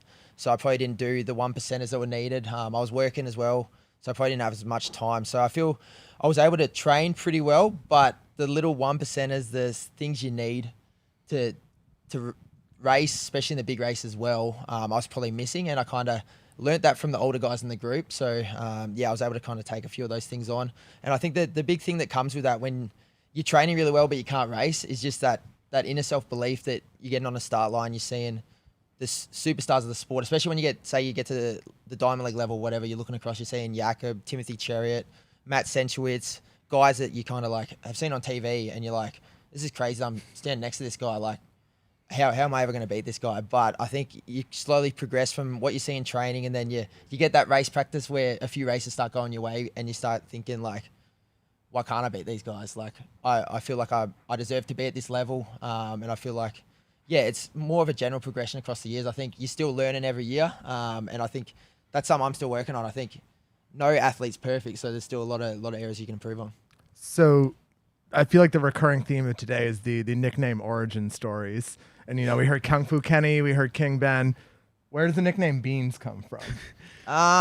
So I wouldn't mind that nickname getting thrown in the bin, but it was pretty much I came up with so there's a guy at school who I went to school with, one of my good mates, who would always say beansing it, which was like chilling. And when I got Instagram, I kind of just stole it because he didn't have Instagram, so he couldn't have the hashtags. I'm like, I like this term. I'm gonna run with it and see what happens. And then yeah, obviously I started just hashtagging it on all my photos. Obviously I was probably getting 3 likes or didn't really know how to use it back then. But then I kind of got on a roll and people would notice if I didn't hashtag it, so I started chucking it in. But the last couple of years I've kind of scrapped it. So that's where the nickname came from. But there's not a great story behind it, so I've kind of let it slide. Something I really like about Australia's running is that like you guys aren't afraid to mix up and do some like fun, not gimmicky races, but gimmicky races. Like, you know, you'll do an elimination mile, the grass, like this, they get a head start. I have to chase them, the lap around the tan. Like, are you guys just having more fun? I mean, the one race of you chasing everyone down on the grass is, I mean, so fun. And I just feel like Americans would never. Yeah. So those races are awesome because obviously they're handicapped. So like some of the races you have, I'll be off for the full mile on the grass off scratch, and a then lot of eyes on you. Then, and then you right? have you have 40 people between you and maybe 600 meters that you've got to try and catch in that 4 or so minutes run around the circle. So luckily those races in my home state, so they're probably the only time I get to race back in Tasmania. So I feel a lot of love and love getting back there, because otherwise I don't get to see the people that kind of supported me on my way up in my career. And some of the races, like there'll be 5,000 or 6,000 people stacked around an oval watching those races, just because they love kind of seeing the front rabbits try and get caught by the back guy as well. So they're entertaining to be in, and we normally do them pretty early season, so it's kind of good indicator how fit you are, because the whole way you're running full tilt, because you're jostling. Hopefully, if you can get near 30 or 40 guys, you got to get around them and just go hard the whole way. What do you call the beginning of the season? Because obviously things are flipped a little bit. And I remember in December you broke 350, right, for the mile, and no one runs an outdoor mile here in sub 350. So what do you kind of view as the beginning of the season and the end of the season? Yeah, so I think for us, we'll kind of the start of the season, it's kind of in waves. We'll obviously have our domestic season, but the hard thing is trying to get through that at maybe like 80% and training through it as well, because obviously we want to be right for the Europeans, the main focus, and then the championships as well. So yeah, that was kind of when I ran 350, I was actually surprised I ran 350. that.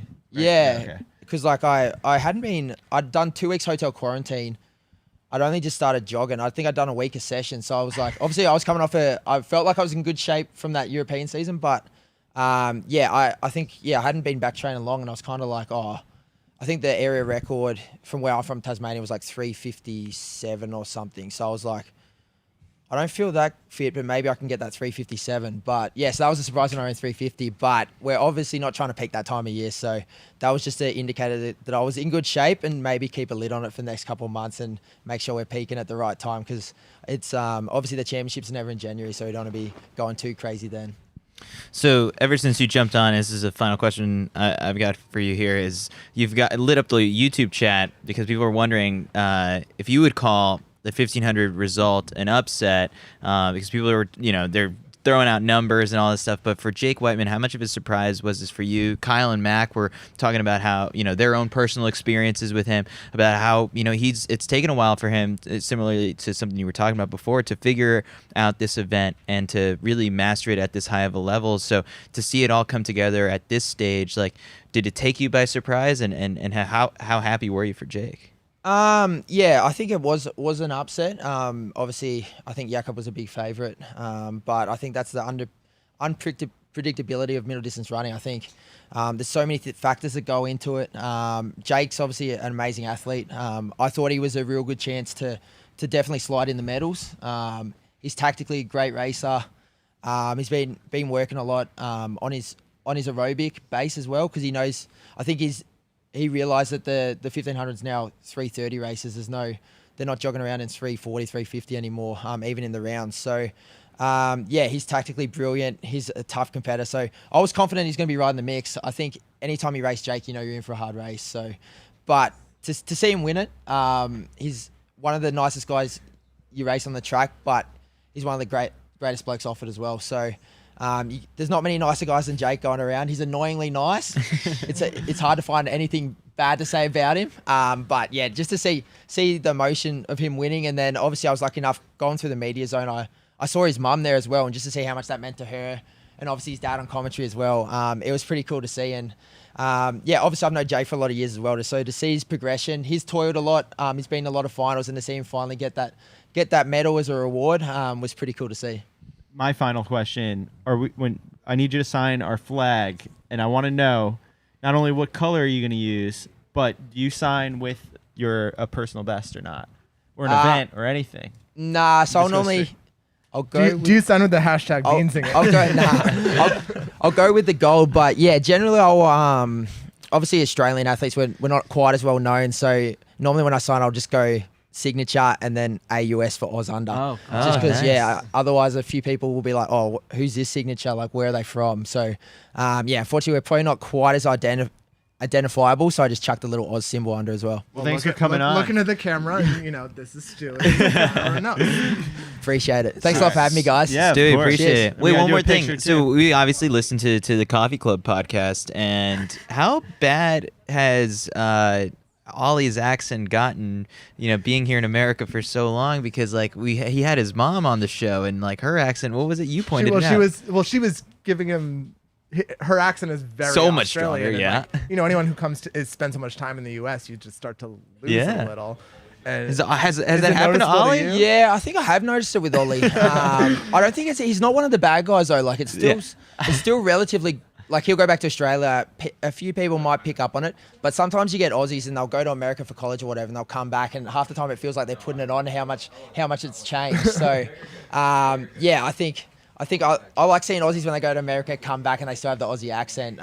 But yeah, hopefully, Ollie can kind of maybe when he spends. Well, more time I think he knows it does well with the ladies. Yeah, he leans into it. It's probably an advantage being Aussie over there, so I'm not sure. But he's not too bad. Spoiler alert for your next couple of days in Eugene, it's an advantage. There you go. Thanks so much. Stewy, appreciate you coming on. We'll get a picture and we'll have you sign the Cheers. flag. And then we'll have our final guest of the day joining us, someone I've been looking forward to chatting with all day. Nice. Ooh, I like that spot. Now we're gonna know. All right, Justin, quick pick. Where are we going? Over here. I guess that's right. Slide the spots. Awesome. Perfect. Thanks, Stewy. Appreciate it, boys. Thanks, Thanks Stewy. a lot. Appreciate it. Am I staying or leaving? No, it's fine. The two of us will do. We'll just do us.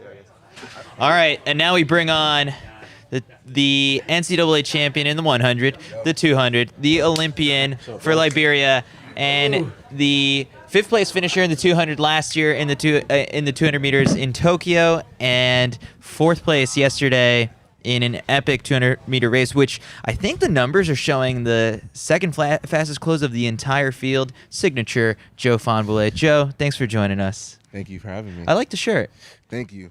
Funny story, I bought the shirt, so I was going to. Did you just get it? yeah. In the tape, if you guys can see it. I just called my agent, and I was like, oh, can I tell who I signed with? And then he was like, no. No. We have a meeting tomorrow about it. I'm like, all right, cool. So the special announcement is still coming. It's still coming. Yeah, yes. Though that was the big thing, I think, when people saw the video that was posted on our Twitter page. It was that you do the little sign. Yeah. Very evidently, it seems like signing a professional contract. So that is officially like out there now. Right? Yeah, that I've signed and I'm not coming back to the NCAA. So was the shirt that you were wearing previous to getting that shirt a little too revealing? Yeah, it was. It was as revealing as they come? I wore a jacket, shirt, like everything. And so, luckily, I got, saying the... Oh, I like this look on you, too. I do, too. Purposely unbranded as well. Yeah. So, first off, I mean, congratulations. I mean, you mentioned that, I think, like in some response to someone trolling on Twitter or something like that earlier this morning, about like this for you was something that it's already an accomplishment to make it this far. Yeah, because people really downplay how big signing with an agency and with a company really is, Not a lot of people make it to D1 track. And with D1 track, Power 5. And with Power 5, like some really good Power 5 schools. And then besides that, running at these big meets at the Olympics and, at Worlds, right? And having the chance to sign, So to some, it may not seem like it's a lot because they're looking from the outside in, but to everyone who is running and who is trying to make it, it's a big deal. When did that? And again, like we're excited for the announcement and everything, but when did the process kind of start? Like you knew? Did you always know that you wanted to go pro? The whole goal was to go pro from high school. When you were running cross country? Oh, actually, yes. You didn't think it was in the 200? Yeah, no, like just the 5K. cross. Yeah, or the 15. Yeah. The whole goal was to go pro, and I asked coach freshman year was, how do I go pro? Do I contact agents? And he was like, no, you're fine. When you run fast, they will contact you. And I was like, say less. That's fine. That's fine. So, yeah, the whole mindset was to grind every day and just to make it out. So last night, big night for you, I guess. Like maybe if you hadn't put pen to paper yet, maybe probably could have got a couple extra dollars from that finish. So all in all, how are you feeling about last night's race? It was humbling. You know, I've had a guy run 19.4 on my head. Now I have a guy run 19.3 on my head. I'm getting tired of it, you know. But it was humbling. Track is a very humbling sport, you know. Some days, the best guy, you know, he wins, you know. But you line up every day, every race, and you just give it your all, you know. So it was good knowing that I still have room to improve. But also at the same time, I'm happy. You know, I'm happy for Kenny and Noah and Ariane, and I'm happy for myself because I was 5th last year at the Olympics. Now I'm 4th. You know, things are trending in the right direction for Budapest. Really, yeah. I don't think I'm going to Budapest. Oh, next year World. Yeah, next year. Oh, World. sorry. I was like, what? No, but yeah. So hopefully next year Worlds, you know. But you want to skip bronze and silver. You want to gold. You know, who if you're not running to get first, why are you in the race? Mm-hmm. You know. So I tweeted afterwards, and I need to know if you're mad at me or not, or if you're okay with it. I said, U.S. sweep, 1, 2, 3, 4, asterisk, winky face. And I had a few Liberians be like, no. But then on the flip side, we've got the Jamaicans immediately claiming Dina and be like, her parents are Jamaican. So how do you feel about Kyle's tweet? I mean, it's okay with me, you know, but I represent Liberia, but I was born here and I train here, you know, but I wear my home country's flag very proudly, you know, so, and I'm okay with 1, 2, 3, 4. Winky. Yeah, winky face, yeah. But it's also 1, 2, 3, 4 Florida, right? All Florida guys? Was that it? Does everyone train in Florida? Yeah. Everyone trains in Florida. Kenny does too? Yeah. What's so good about Florida? It's the weather, of course. Hey, yeah. I'm saying Lance and Coach Holloway. You know, I think Kenny, Noah, Ariane, me, Aaron. Yeah. And I think there's one other.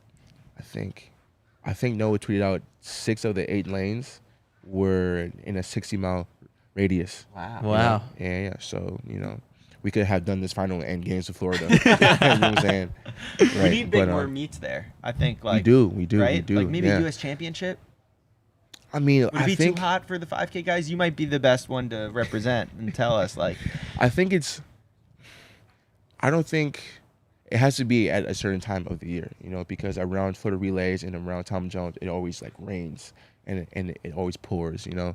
So maybe after that, it'll be good. But June, July, it gets really humid and it gets like really hot. So I'm not sure if the 5K guys will be okay with that, you know, but us sprinters will love it. Yeah. Right. But the track is very nice. Track is very, very, very nice. So I want to ask you a little bit about the decision to run for Liberia. And was it completely because you guys have the best uniforms in the game? No, it was both back-to-back years now. That's funny. No, yeah. It's because I wanted to run for my mom, you know. She had to leave there when she was very young, and she hasn't gone back since. My other family members have, you know, but just being able to represent my mom in a way, because it's only been me and my mom growing up, you know, me and my mom and my one aunt Rita, right? That's been the support since I was a child, right? So being able to run for them the best way that I can is all that I can ask for. Yeah, I feel like sometimes Americans will be like, oh, you know, that's the easier path. But you're a guy, I mean, you were going to make plenty of teams in your career for the U.S. What's the reaction been from the Liberian community, the fact that now they have one of the best runners in the world? They love it, you know. They are fully backing me, and with the 4th place, with the 5th place, with, you know what I'm saying, with like anything. And when it comes down to it, when I'm always on the line, they always give me, so much love and so much, support, right? So they love it, and that's why I put out on my Instagram. I'm sorry, like I didn't do what y'all wanted me to, Sure, they're so happy. but they were so very happy. Yeah. So with anything that I'm doing, and I'm doing it well, they are loving it. Well, coming into this race, people were trying to, overanalyze any little bit of it because of so much attention on Ariane and Noah. Ariane being, we had Michael Johnson on here, and he said the greatest curve runner he's ever seen. Then Noah, similar to you, has the best finish that of any active sprinter out there right now. For someone who has been working on his start very diligently, how did you mentally put yourself in this race, knowing how good Ariane is to start and how good Noah is to close? You saw them in Tokyo, but it seems like they've leveled up as well this year. But and so have you. Your start was good yesterday. Yeah. Right? I asked Not enough Coach talk Holloway. about his start.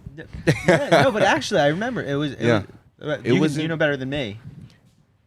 When a guy runs 10-1 on the curve and you run 10-3, it obviously looks slow, But from a technical standpoint, it was my fastest curve I've ever ran, and I don't think it was my fastest 100 split I've ever ran, but it was still pretty fast, Going into the race, I wasn't really worried about Ariane or Noah. I was more so, all right, stick with the pack, and obviously when a guy runs 10-1, he's in front of the pack. But coming off the curve, I saw Aaron Brown, who runs a really nice curve as well.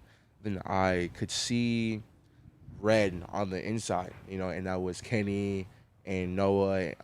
Kenny, the guy from the DR, and Ariane, right? And so I was like, all right, cool, I'm in a good place. Finish, right? So I just gave it my all. I can't believe how you can pick up on that while you're moving so fast.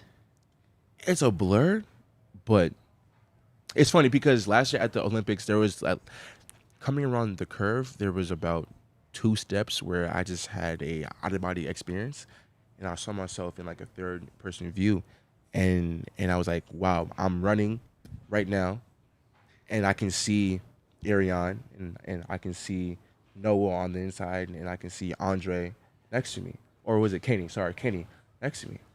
And then for 2 steps, though. And then after that, I was just back in the race running, So I don't know. I always explain to my coach, Holloway, how I feel during the race by those visuals, by how I'm seeing red, how I'm seeing green, or the different colored jerseys, and how it feels.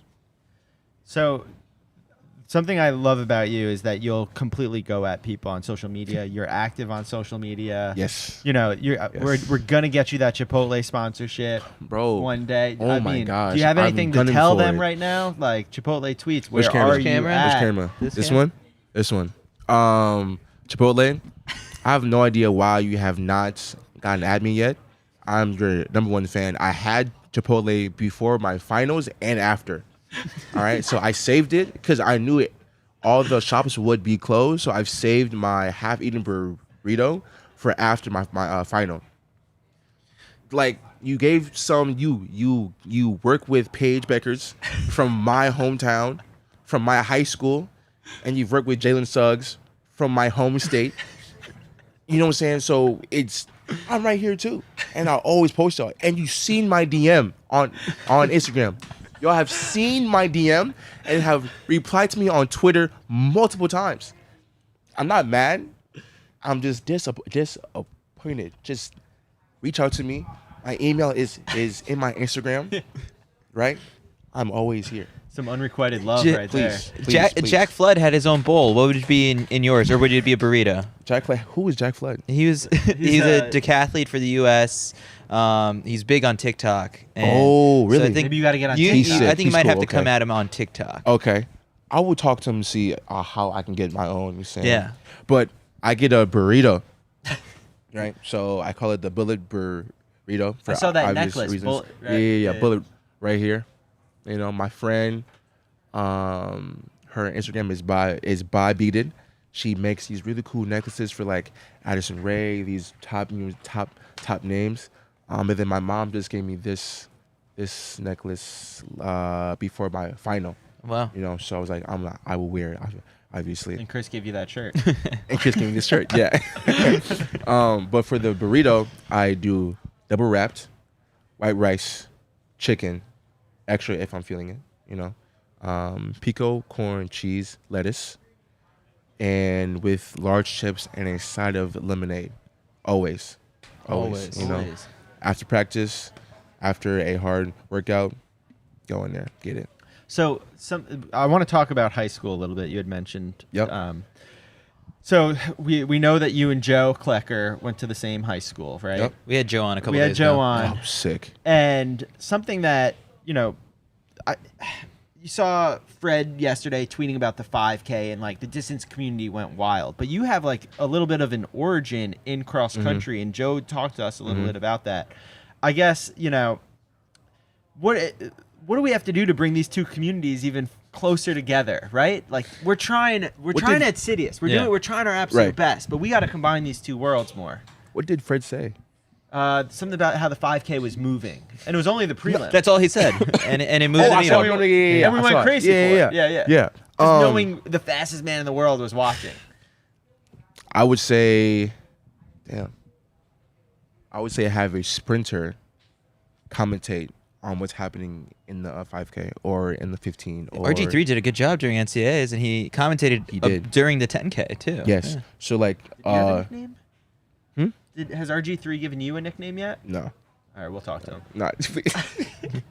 Bullet works. No. But I would say, just maybe have like Fred commentate and see like from his point of view what a sprinter sees, you know. Also, I don't know. Yeah, that's basically it that I can like think of We right gotta now. throw that appreciation in. Like once you're in, like I think maybe we gotta get like Joe in that 200 with you guys, and then like Joe kicks everyone's ass in the 10K, and then we'll see just how badly you kick his ass in the 200. Or I can pace. I can pace for like what, a 400. That'd be cool. Come through at like a smooth 56. For what race are we running? I don't know. I'm just saying. I don't know. But yeah. Joe, one thing I think that I love about you is just sort of the fact that We start a lot of sentences now with athletes. Like one thing I love about you. Yeah. Because we're about to hear what you love about us, since you have this appreciation for like the emerging track and field media that's taking place. You do some stuff with New Gen. You're rocking a CITIUS MAG shirt. You've jumped on my podcast before. You put yourself out there on TikTok. So what is it about you that's kind of really made you a fan of the sport? And what are we doing well? And you can look into that camera over there. You guys are doing everything right, you know? Having people talk about themselves and getting a new light on the sport, you know, because we don't really have the TV time like the NBA finals or, you know, the NFL does, right? We have my race is 19 seconds. It's not an hour and a half long with commercial breaks and, you know, technical fouls, and that take like 5 minutes to review, right? So New Gen and what CITIUS MAG is really doing is they're honestly getting more exposure to the track world, you know, and I find that very, very cool. You know, New Gen had a thing at the Track Town Pizza. That looked awesome and then, last night. Yeah. Titi Terry is on the cover of the magazine. Yeah, The money shot. Exactly. Yeah. So cool. Yeah. Right. So cool. We got to get you on that front cover. New Gen, get at me. No, I'm playing. But I just love how you guys are it's one outlet that everyone follows and that everyone can join, and it's easy and it's fun to like look at, you know, because you guys post so much throughout the whole meet, and it's like you guys post memes, you guys post, you know, reels. It's just, I look on your page and it's like, this is a really cool page, you know, point blank period. New Gen as well, you know, and there's other pages that are out there, you know, but you are like a professional run, I'm seeing all the equipment We got back a there, lot of and then cameras, yeah. So the whole expensive. rig, everything, right? Yeah, right. It's just really cool. It's something new because we haven't seen this in a while, like at all. When I was running in high school, the only track news was mile split, and I was like, mile split is doing these shitty ass, interviews right here, like, oh, how was the race today? I'm like, yo, that's not the exposure that we need. There's merch too that I can buy. Come on now. You bought that? No, you got it. I will. But no, it's comp now after those compliments. But like, yeah, it's just, and there's a magazine, and there's magazines out there that are like track and field news, but like, no one wants to read that boring magazine about the, it's like it's not for the our generation. Yeah. The funniest part about CITIUS MAG, we've never put out a magazine. Not a Really? physical, Yeah, that not was a my physical. idea. When I started this, I was like, oh, I'll start a magazine someday. And then I was like, we veered off into just online and then too late to podcasts. drop the and mag. now it's too Right. late to drop. So Committed. So there's maybe someday down the road there'll be one of one, and that's it, or like one Yeah, run of it's magazines, coming, and it's that's coming. it. Um, and we'll put you on the cover. But oh something- my god, thank you. First cover. Something like people always blame the athletes. The athletes aren't doing this. The athletes aren't doing that. And look, we text you after your race, and you're here. You're happy. Like the athletes are happy. They just need the platform and Yeah. the forum to be able to come and do it. And I just think that it's always like athlete blaming of the athletes aren't doing enough. They're not putting themselves Right. out there. They're not telling their stories. Right. But I mean, You have no platform. you just finished your race. You just Yeah. finished your cool down. You came right here, basically. Yeah. I after my semis, there was your photographer there.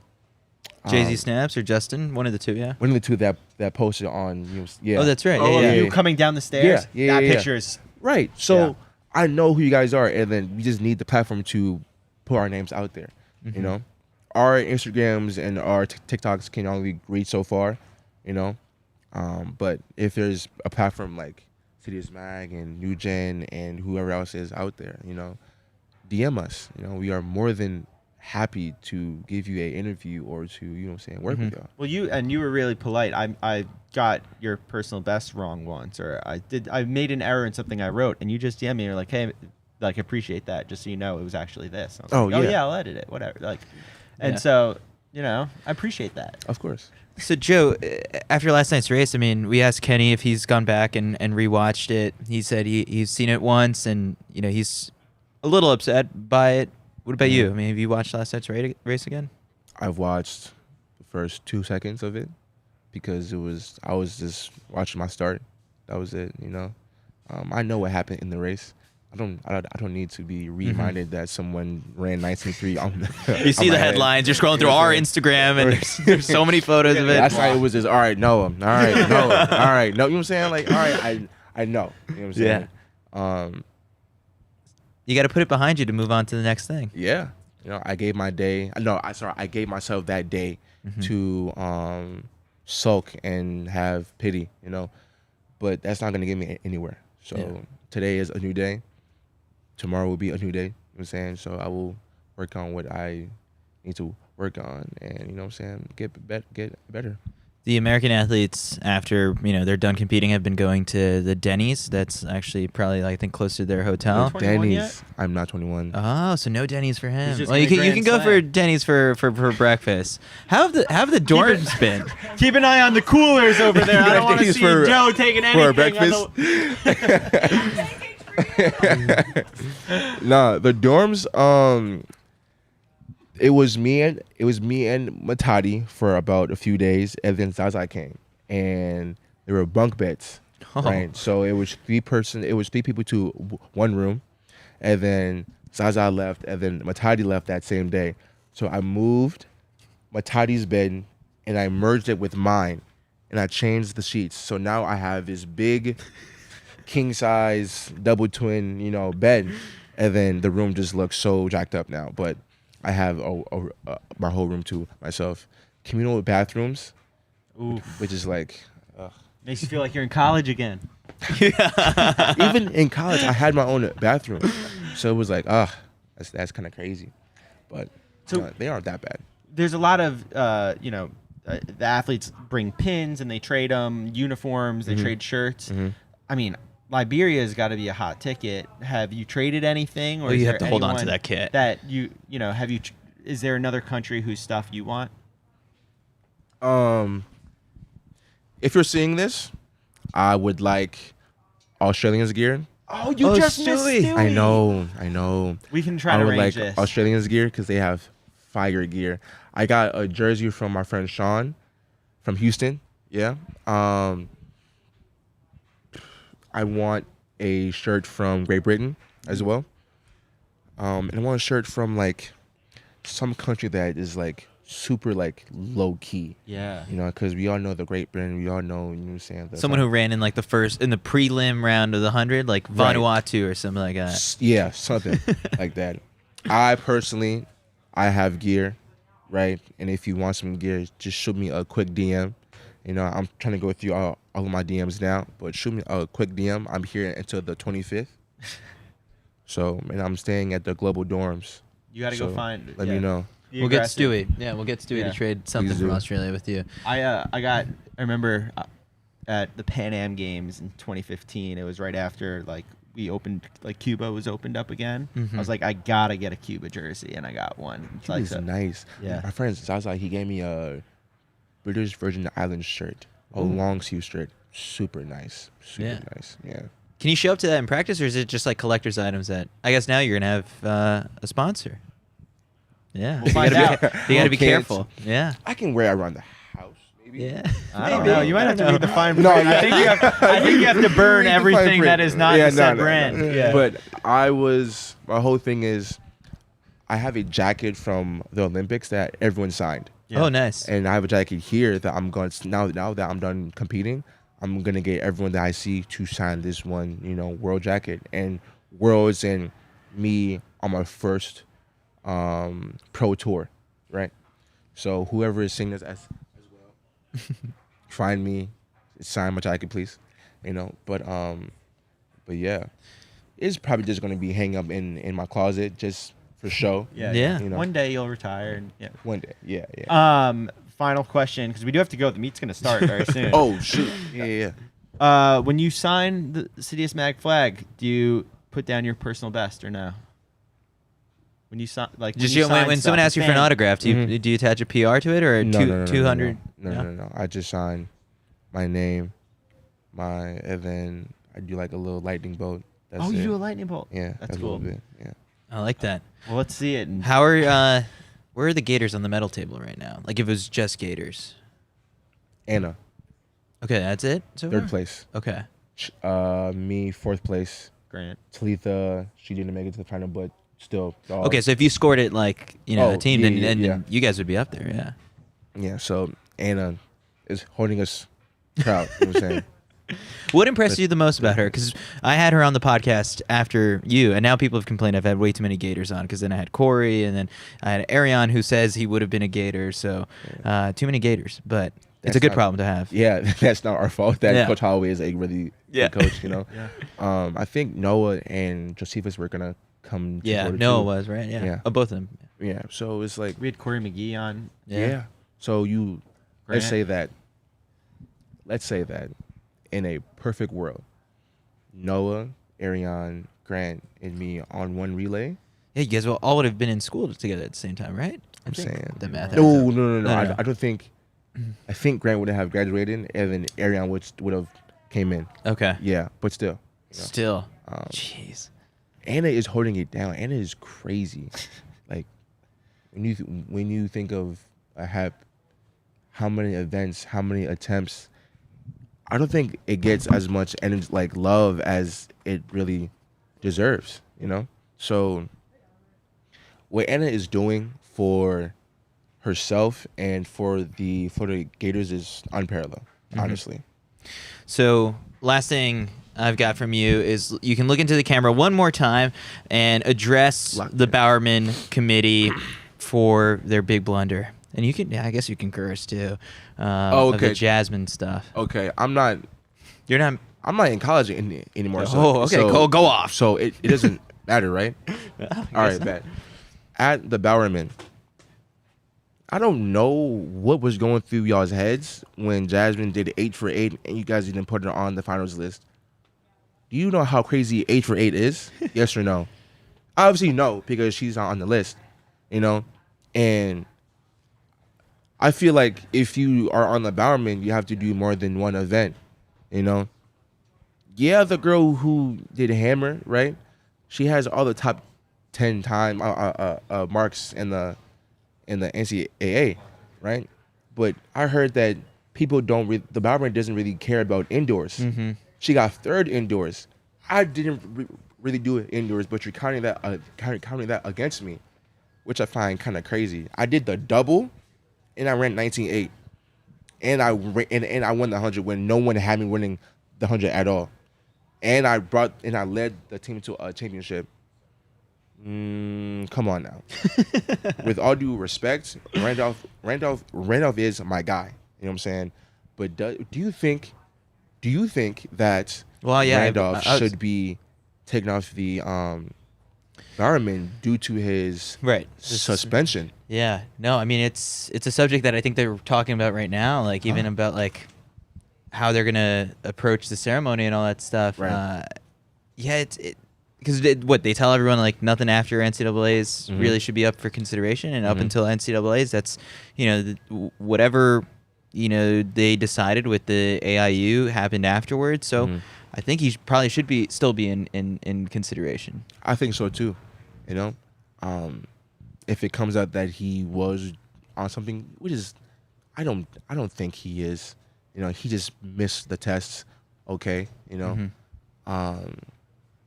And if he was, then I feel like he shouldn't, be dropped for obvious reasons. But yeah. Yeah. But the Bowerman needs to really think logically next time and next year about what they're doing for who was nominated. I don't care if he won indoors and outdoors. If you only do one event, you're a dud, in my opinion. Do more than one. Do 7 event.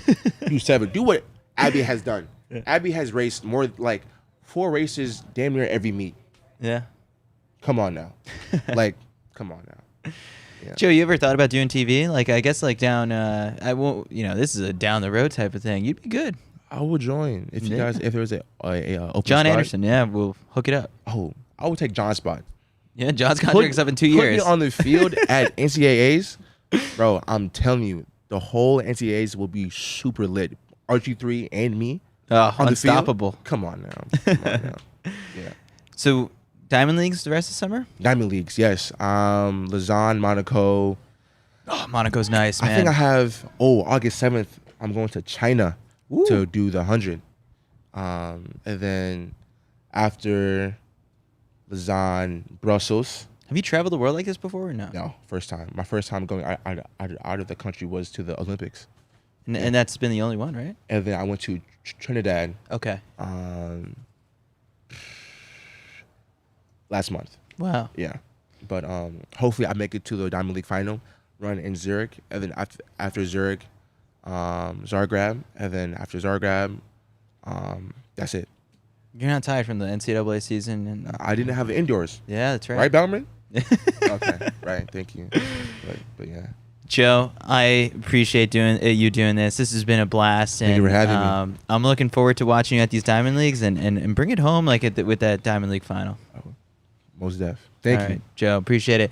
Everyone watching on CITIUS MAG Live, we'll be back again tomorrow with another star-studded cast of guests. We hope you guys have been enjoying it. Be sure to like and subscribe to the CITIUS MAG YouTube channel. Catch all of our interviews from the Mix Zone, and then we'll be back on recording Champs Chats, our daily podcast from the World Athletics Championships. We'll see you guys later tonight or tomorrow.